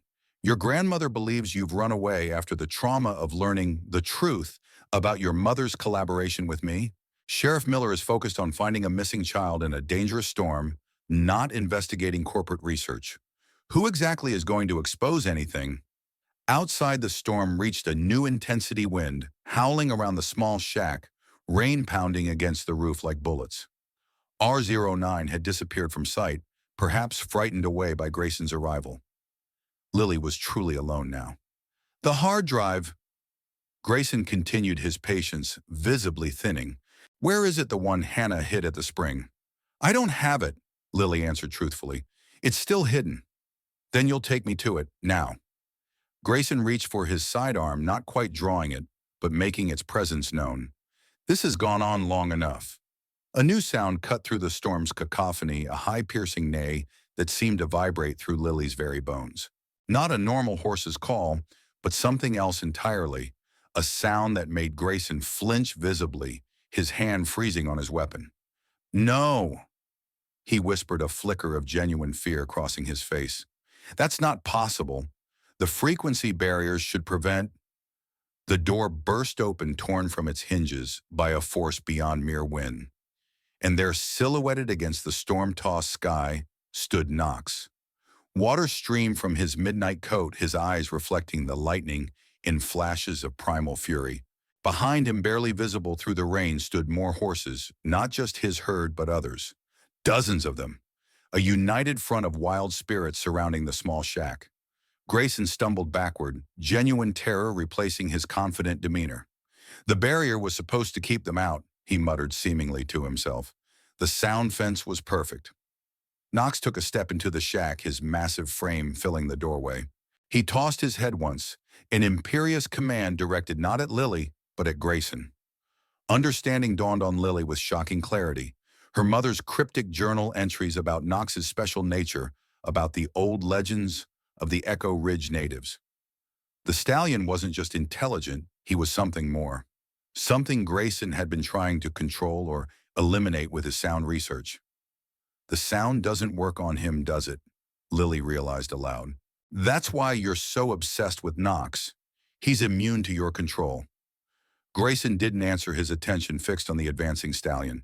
He reached for his weapon with shaking hands, but before he could draw it, Knox struck, not with teeth or hooves as a normal horse might, but with a sound. A deep, resonant call that seemed to shake the very air, causing Grayson to cry out and clap his hands over his ears, falling to his knees. Stop, he screamed. Make it stop. The Lily felt the sound too, but differently, not as pain, but as a vibration that seemed to resonate with something deep within her. The same connection she had felt with Knox from the beginning, amplified 100-fold. And in that moment of connection, understanding bloomed fully in her mind. Not just words or thoughts, but images, emotions, memories, flooding into her consciousness in a torrent too powerful to resist. She saw her mother not lost or dead, but alive, injured, and recovering in a remote location far from Echo Ridge, protected by people Lily didn't recognize, but somehow knew were trustworthy. She saw Knox standing guard over Hannah as she healed, refusing to leave until he was certain she would survive. She saw the truth about Knox himself, not just a wild stallion, but the last of an ancient bloodline, carriers of something humanity had forgotten it, once shared with all creatures. The ability to communicate without words, to connect mind to mind, heart to heart. What Grayson had been trying to replicate through technology, Knox embodied naturally. And she saw R09, bred by Grayson, to be susceptible to his sound control, but developing unexpected resistance. A resistance that had intrigued Hannah, leading her to rescue the foal and discover its genetic connection to Knox's bloodline. A discovery that had ultimately put her in too much danger to remain in Echo Ridge. The vision faded as suddenly as it had come, leaving Lily gasping and disoriented.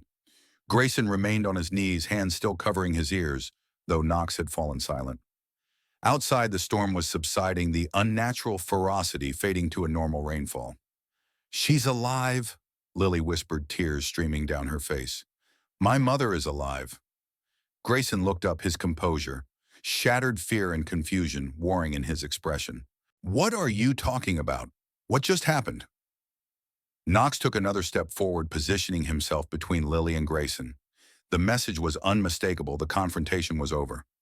Grayson had lost. As if to emphasize this new reality, The sound of vehicles approaching penetrated the diminishing storm, multiple engines growing louder. Through the doorway, Lily could see headlights cutting through the rain converging on the line shack from multiple directions. "That would be my FBI contact," came a new voice from outside. Dr. Turner, soaking wet but very much not apprehended, stepped into view behind Knox. "Along with Sheriff Miller, who's had some very interesting conversations with me about your research facility, Mr. Grayson." Grayson's face hardened, his momentary vulnerability replaced by cold calculation. "You have nothing. No evidence that would stand up in court. Don't we?" Turner produced a small recording device from his pocket. "Your admission about the sound fence designed to keep certain horses out. Your reaction to Knox. And then there's the small matter of the satellite feed that's been documenting this entire encounter." He pointed upward, where a small drone hovered almost invisibly against the clearing sky. "The FBI has been surveilling your operation for months, Grayson. They just needed irrefutable evidence of your intentions, which you've now provided. Your sound control research, your military contracts, your human testing, it's all over." As if to confirm his words, the vehicles outside came to a halt, and doors slammed open and closed. Men and women in FBI windbreakers appeared, moving with the practiced efficiency of a well-trained team. Victor Grayson, the man who had terrorized Echo Ridge for years, who had threatened Hannah Hayes and forced her into hiding, who had nearly destroyed Lily's life, sat back on his heels with the dazed expression of someone who couldn't comprehend how completely his world had collapsed. And standing over him, powerful and implacable, was a wild black stallion who had somehow orchestrated it all, bringing Lily to her mother's evidence, leading her to safety, and ultimately facing down the very man who had sought to control or destroy his kind. As the FBI agents entered the shack to take Grayson into custody, Lily reached out to touch Knox's rain-slicked neck. "Thank you," she whispered, knowing the words were inadequate for what he had done.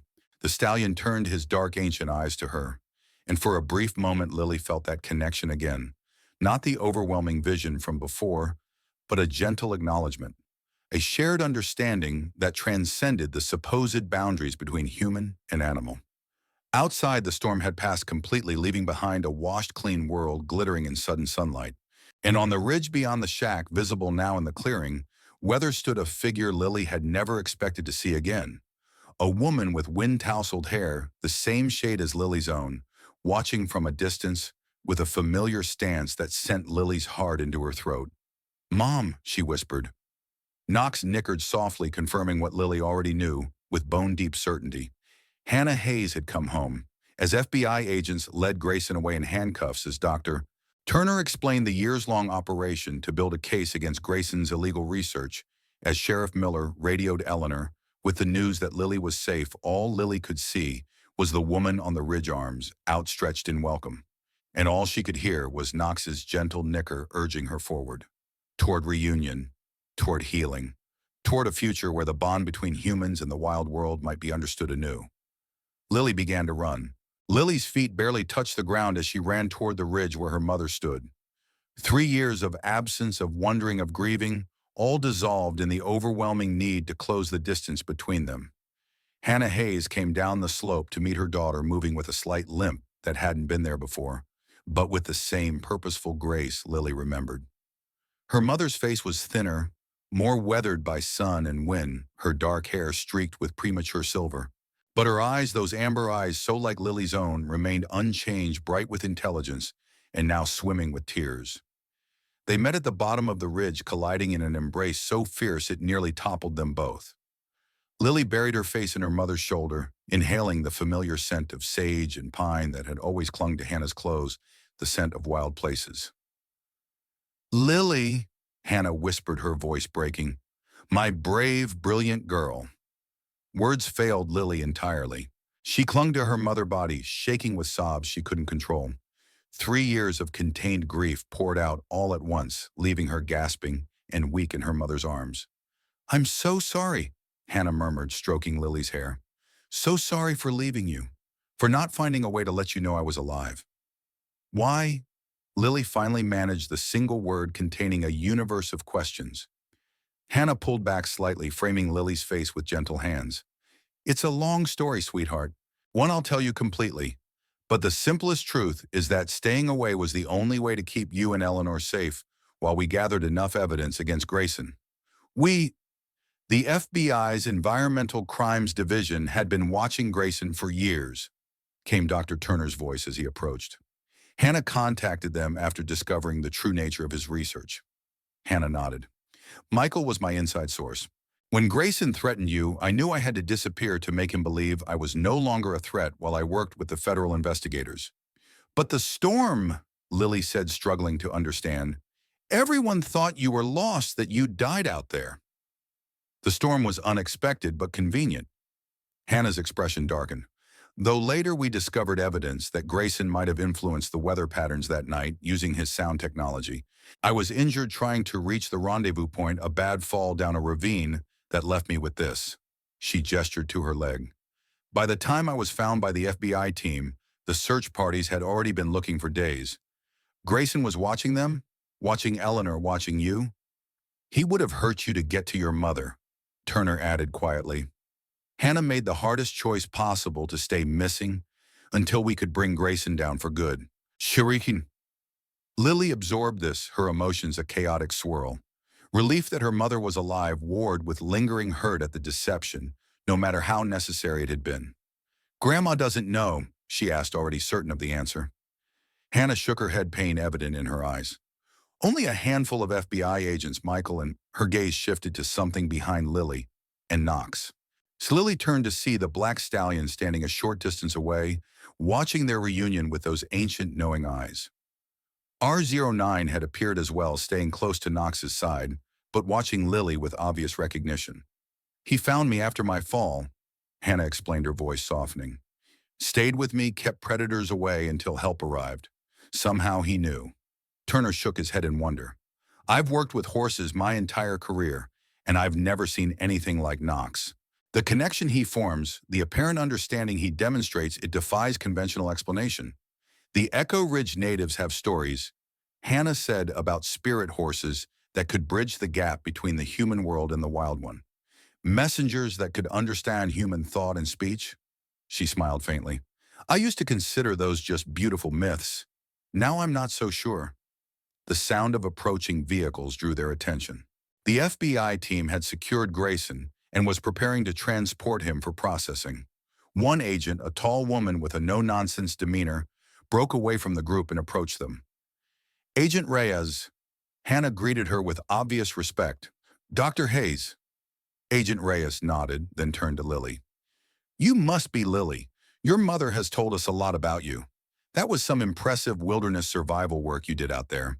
Lily mustered a small smile, still overwhelmed by everything that was happening. Thank you. We need to move quickly. Reyes continued, addressing all of them. Grayson's being transported to our field office in Denver. Dr. Turner will need your statement as well. And Dr. Hayes. Her expression softened slightly. It's time. We can provide protection for your family now. Hannah nodded, squeezing Lily's hand. My mother Eleanor, is she okay? Sheriff Miller is with her, Turner assured her. She knows Lily is safe, but not yet about you. I should be the one to tell her, Hannah said firmly. In person. We can arrange that, Reyes agreed. But first we need to secure all the evidence. Lily, I understand you found a hard drive and journals. Lily hesitated, protective instincts kicking in, despite the apparent resolution of the crisis. These people seemed trustworthy, but after everything that had happened, caution felt necessary. Hannah read her daughter's expression perfectly. It's okay, Lily. You can trust Agent Reyes. She's been protecting me for 3 years. Still, Lily looked to Knox as if seeking confirmation. The stallion stood motionless for a moment, then dipped his head in what appeared to be a deliberate nod. The hard drive is hidden in a cave on the eastern ridge, Lily said finally. I can take you there. As they prepared to leave, Hannah turned toward Knox and R09, her expression complex with gratitude and something like reverence. Thank you, she said simply, for everything, for watching over my daughter when I couldn't. Knox approached, touching his muzzle briefly to Hannah's outstretched hand. Then, surprisingly, he extended the same gesture to Lily, his breath warm against her palm. In that moment of contact, Lily felt once more that extraordinary connection, not as overwhelming as before, but clear and purposeful. An impression formed in her mind, not words exactly, but a distinct understanding that this wasn't goodbye, that Knox would remain a presence in their lives, a bridge between worlds. R09 danced forward next, butting his head against Lily's hip with familiar affection. What will happen to R09? Lily asked suddenly. The tracking device will be removed, Agent Reyes assured her. Our veterinary team is standing by. The foal has crucial evidence literally embedded in its body proof of Grayson's illegal experimentation on protected wildlife. Hannah stroked R09's neck, her eyes sad. This little one represents dozens of foals bred in captivity for Grayson's experiments. Most didn't survive. R09 was special resistant to the sound imprinting from birth. Like Knox, Lily realized. Exactly. We suspect there's a genetic connection. Part of Grayson's research involved trying to eliminate that resistance in wild populations to make them universally susceptible to his sound control. The enormity of Grayson's plan sent a chill through Lily. Not just control of horses, but potentially any animal, any human without their knowledge or consent.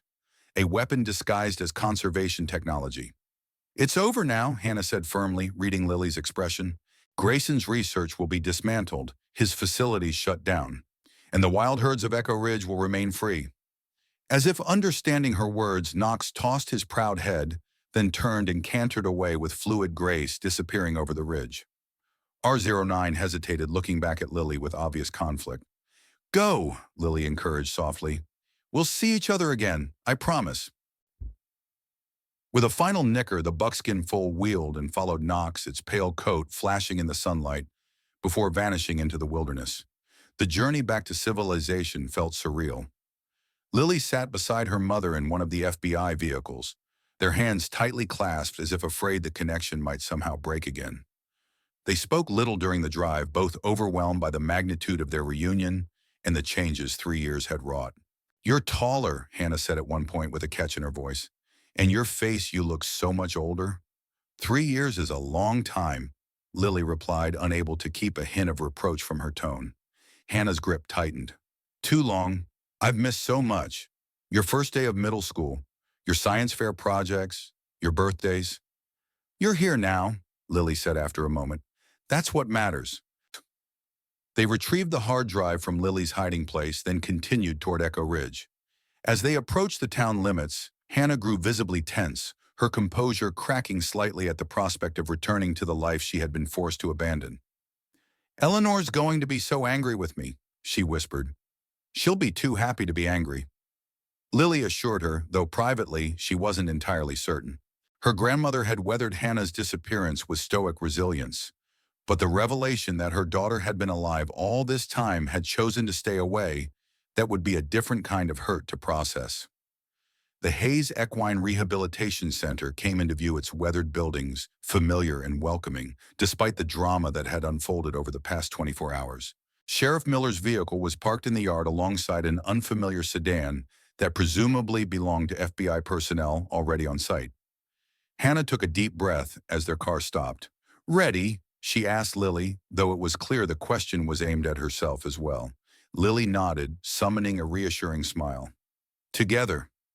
They walked up the familiar path to the main house, Hannah's limp more pronounced now as fatigue and emotion took their toll. Agent Reyes and Dr. Turner followed at a respectful distance, giving mother and daughter space for this crucial moment. Before they reached the porch, the front door flew open. Eleanor Hayes stood frozen in the doorway, one hand clutching the frame for support, her face draining of color as she took in the impossible sight before her. Hannah. The name emerged as barely more than a breath. Mom, Hannah replied, her voice breaking on the simple word. Eleanor moved, then crossing the distance between them with surprising speed for a woman of her age. She stopped just short of Hannah, her weathered hands reaching out to touch her daughter's face as if to verify she wasn't a ghost or hallucination. You're alive, she whispered. All this time you've been alive. I'm so sorry, Mom, Hannah said, tears streaming freely now. I had to stay away to protect you and Lily. Grayson threatened. Eleanor pulled her daughter fiercely into her arms, cutting off the explanation. Hush, she commanded, her voice thick with emotion. There will be time for explanations. Right now I just need to hold my daughter. The three Hayes women stood embracing in the yard, their family circle complete again, against all odds. Lily felt something unwind inside her, a tension she had carried for so long she had forgotten what it felt like to be without it. Her family was whole again, different changed by their experiences, but whole. After what seemed both an eternity and not nearly long enough, Eleanor pulled back, wiping tears from her lined face with practical efficiency. Her gaze sharpened as she took in Hannah's appearance, noting the limp, the new lines in her face, the silver threading her dark hair. "You're hurt," she stated, the veterinarian's assessment automatic. "It's an old injury," Hannah assured her. "It's healed as much as it's going to." Eleanor nodded, then turned to take in the FBI agents and Dr. Turner waiting a discreet distance away. Her expression grew stern. "I assume you people have a very good explanation for why my daughter has been dead for 3 years." Agent Reyes stepped forward. "Mrs. Hayes, I'm Special Agent Reyes with the FBI's Environmental Crimes Division. I understand your anger and you deserve a full explanation. But right now your family's safety remains our primary concern." "Grayson has been arrested," Turner added, "but his organization extends beyond Echo Ridge. There are still potential threats until his entire operation is dismantled." Eleanor's jaw set in a familiar expression of stubborn determination. "Then you'd better come inside. All of you. This family has had enough secrets and separations." The kitchen that had seemed so empty to Lily just yesterday, now overflowed with people and emotion. Eleanor moved with automatic hospitality, putting on coffee and setting out food despite the extraordinary circumstances. Hannah sat at the table, her place empty for 3 years, while Lily stayed close beside her, still afraid on some level that her mother might disappear again if she looked away. Agent Reyes explained the situation in clear, concise terms. The investigation into Grayson's research, the discovery of his military contracts for non-lethal crowd control that was in reality a form of sound-based mind control. Hannah's decision to gather evidence, followed by Grayson's threats against her family. "When Dr. Hayes was injured during the storm, we made the decision to keep her disappearance intact as a cover," Reyes concluded. "It allowed her to work with us from a secure location while protecting her family from Grayson's retaliation." "And you couldn't find a way to let us know she was alive?" Eleanor's voice was sharp with lingering hurt. "Not even a hint." "Grayson had this entire town under surveillance," Turner said quietly. "Your phones, your mail, your internet, all monitored. His resources were extensive. I fought to contact you," Hannah added, reaching for her mother's hand, "every day, but the risk was too great." Eleanor absorbed this, her expression gradually softening. "And now is it over, truly over?" "Grayson is in custody," Reyes confirmed. "His primary research facility has been secured. We're executing warrants on his other properties and freezing his assets. The evidence Lily recovered, combined with what we already had, ensures he won't be free again for a very long time." "What about his sound technology?" Lily asked. "The control devices being dismantled as we speak," Turner assured her. "The research will be reviewed by an ethics committee to determine if any aspects can be safely repurposed for legitimate conservation work. Most likely, the majority will be classified and contained." "And the horses?" Hannah's voice held a special concern. "Knox and his herd R09. Reyes smiled slightly. "The conservation area will be expanded with permanent protections established for the wild herds. As for R09, our veterinary team is already working to remove the tracking implant. Once recovered, the foal can be returned to the wild." "Or perhaps," Dr. Turner suggested carefully, "R09 might find a home here at the rehabilitation center. The foal seems to have formed a special bond with Lily." Lily looked to her mother and grandmother, hope rising unexpectedly. Despite everything they had been through, the thought of R09 staying, of maintaining that connection to Knox and the wild, filled her with quiet joy. "We could help with the rehabilitation work," Hannah mused. "R09 and the other test subjects will need specialized care to fully recover from their experiences." Eleanor chuckled softly, the sound rusty with disuse but warming the kitchen. "Listen to you two already making plans, as if the world hasn't just turned upside down." She shook her head, but her eyes were fun. "Of course the foal can come here.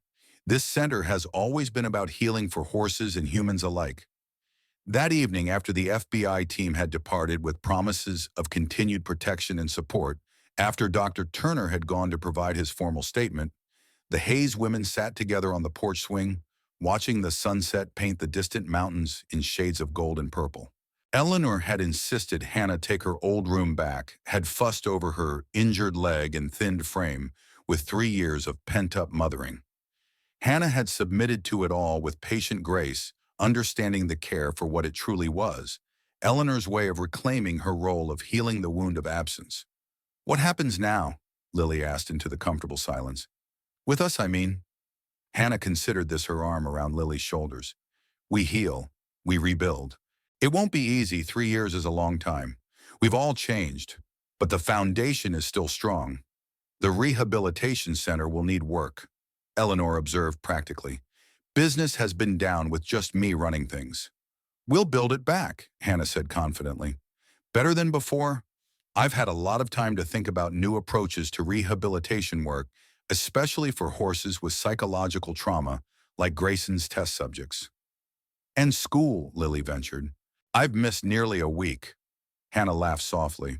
"Yes, there will still be school, and homework, and normal teenage concerns alongside all this extraordinary business." Normalcy.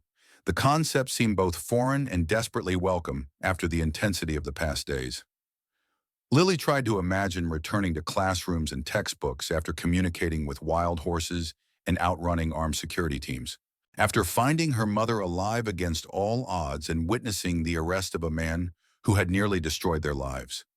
Yet she found herself longing for that ordinariness, for the steady rhythm of everyday life that had been disrupted first by Hannah's disappearance and then by the chaotic events of discovery. "There will still be wild places in your life," Hannah said softly, reading her daughter's thoughts with uncanny accuracy. "Knox isn't going to disappear from our story just because the immediate danger has passed." "You feel it too, don't you?" Lily asked. "The connection. Like he's talking to you without words." Hannah nodded. "I've felt it since the first time I encountered him 3 years ago. It's why my research shifted focus, why I became so interested in equine cognition and communication. Knox challenges everything we think we know about the barriers between human and animal consciousness." "Do you think there are others like him?" Eleanor asked, surprising both her daughter and granddaughter with the question. When they looked at her, she shrugged. "I'm old, not blind. I've seen how that stallion behaves. No ordinary horse does what he's done." "The native legends suggest there were once many spirit horses," Hannah replied, "messengers between worlds. But hunting habitat loss and human interference reduced their numbers until only isolated bloodlines remain. Knox may be one of the last, which is why Grayson's attempts to eliminate the genetic resistance to his sound control was so dangerous. But R09 has it too," Lily pointed out. "The resistance?" "Yes." Hannah's expression brightened with scientific interest, "which suggests the trait isn't as rare as we feared. It can remain dormant for generations, then express itself in the right circumstances. There's hope in that hope that what makes Knox special won't be lost." As darkness settled over Echo Ridge Valley, a familiar sound carried on the night breeze the distant haunting call of a stallion. Not the ordinary neigh of a domestic horse, but something wilder, more primal. Knox's voice echoing from the ridgeline above the ranch. Lily closed her eyes, focusing on that sound, opening her mind to the connection that had guided her through danger. She felt rather than heard the message, an assurance, a promise. The black stallion was watching over them, still a sentinel at the boundary between the human world and the wild. "He's saying thank you," Hannah murmured, also listening, "for ending the threat to his herd, for understanding rather than fearing his difference." "Will you study him?" Lily asked. "Scientifically, I mean." Hannah considered this. "Not in the traditional sense. No tests, no controlled experiments. But I would like to document our interactions to better understand this connection. With his consent, which sounds absurd when talking about a horse, but with Knox, not absurd at all," Eleanor finished. "That horse has more dignity and intelligence than half the humans in Echo Ridge." She rose from the swing with a soft groan, her joints stiff from sitting. "It's getting late, and we all need rest. Tomorrow will bring its own challenges." Sanikun. Indeed, the days that followed were filled with both joy and complication. News of Hannah's return spread through Echo Ridge like wildfire, followed by the more shocking revelations about Grayson's arrest and the true nature of his research. Reporters descended on the small town hungry for details about the scientist who had faked her death to expose corporate corruption, about the child who had helped bring down a powerful man, about wild horses with seemingly impossible abilities. The Hayes family weathered the attention with united dignity, declining most interviews and focusing instead on rebuilding their lives together. The rehabilitation center became their sanctuary, the work of healing injured horses providing structure and purpose as they navigated their changed relationships. R09, free of the tracking implant and recovering from the ordeal, thrived under Lily's care. The buckskin foal grew stronger each day, developing the confident spirit that was its birthright despite its unnatural beginnings in Grayson's facility. Though technically a patient, R09 quickly became more a bridge between the domestic horses of the center and the wild ones who increasingly visited the boundaries of the property. For Knox, true to his promise, remained a presence in their lives, never surrendering his freedom, never fully domestic, but choosing to maintain the connection that had saved them all. He would appear on the ridge above the ranch watching. Sometimes he would approach the fence line where Lily or Hannah waited, accepting their touch briefly before retreating to the wilderness that was his true home. And occasionally on special days, he would lead his entire herd to the boundary between wild and tame, presenting new foals for the Hayes women to admire from a respectful distance, allowing R09 brief reunions with its wild kin before the young horse happily returned to the barn and the human care it had come to trust. One autumn evening, almost a year after the events that had reunited their family, Lily sat on the ridge above the ranch watching the sunset. RZ09, now a lanky yearling, showing promise of the magnificent horse it would become, grazed nearby. The drought had broken months ago, and the land had healed green, returning to the valleys and slopes of Echo Ridge. A soft nicker announced Knox's approach, before Lily saw him materializing from the shadows like a spirit made flesh. The black stallion approached without fear, standing beside her, with the relaxed posture of absolute trust. "Hello, old friend." Lily greeted him, reaching up to stroke his muscular neck. "Beautiful evening, isn't it?" Knox turned his dark, knowing gaze to her, and Lily felt the now familiar touch of his consciousness against hers. Not intrusive, but a gentle question, an invitation to share thoughts if she wished. "I'm okay," she answered his unspoken concern. "Better than okay.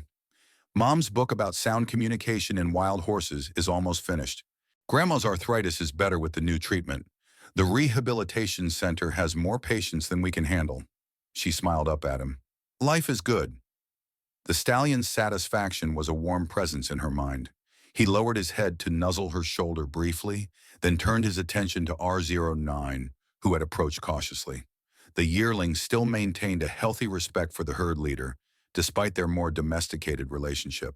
Knox touched noses with R09, and Lily sensed a silent communication passing between them, mentor to student, elder to younger, teaching, preparing, guiding.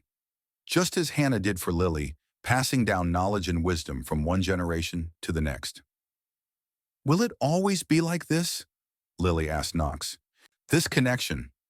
Or will it fade as times change, as people forget the old ways of listening?" The stallion's response wasn't in words, but in images and emotions that formed a clear message in Lily's mind. The connection had always existed, would always exist. Between some humans and some animals, the artificial barriers between species fell away, allowing understanding to flow freely. It was rare, precious, but enduring, as old as the relationship between humans and horses, as persistent as wild spirits in an increasingly tame world. What had happened between Knox's herd and the Hayes family was not an ending, but a beginning, a rediscovery of possibilities long forgotten, a renewal of bonds weakened but never truly broken. The wild calling that had drawn them together would continue to echo through their lives, through the generations that would follow. As the last light faded from the sky, Lily leaned against Knox's solid presence, grateful for the wisdom this wild creature had brought into her life. The stallion remained with her until the first stars appeared, two sentient beings sharing the simple joy of existence, of freedom accepted and boundaries respected. Then, with a final gentle touch of his muzzle to her cheek, Knox turned and disappeared into the gathering darkness, his black coat melting into night, his spirit remaining connected to hers across the division between worlds. Lily watched him go, her heart full. Not a goodbye, never that. Simply an acknowledgement that each must return to their own domain, carrying the strength of their bond with them. Until next time, she whispered to the darkness. From the distant ridge, a stallion's call replied wild and free, yet unmistakably an answer. A promise that the connection once formed would never truly be broken. A wild calling that would echo through all their days to come. The summer sun stretches long shadows across the Hayes Ranch as Lily sits on the fence watching R09 canter playfully around the paddock. The yearling's coat catches the golden light, transforming ordinary buckskin into something ethereal. Behind her, the sounds of family fill the air, her mother's laugh mingling with Eleanor's gentle admonishments as they prepare dinner.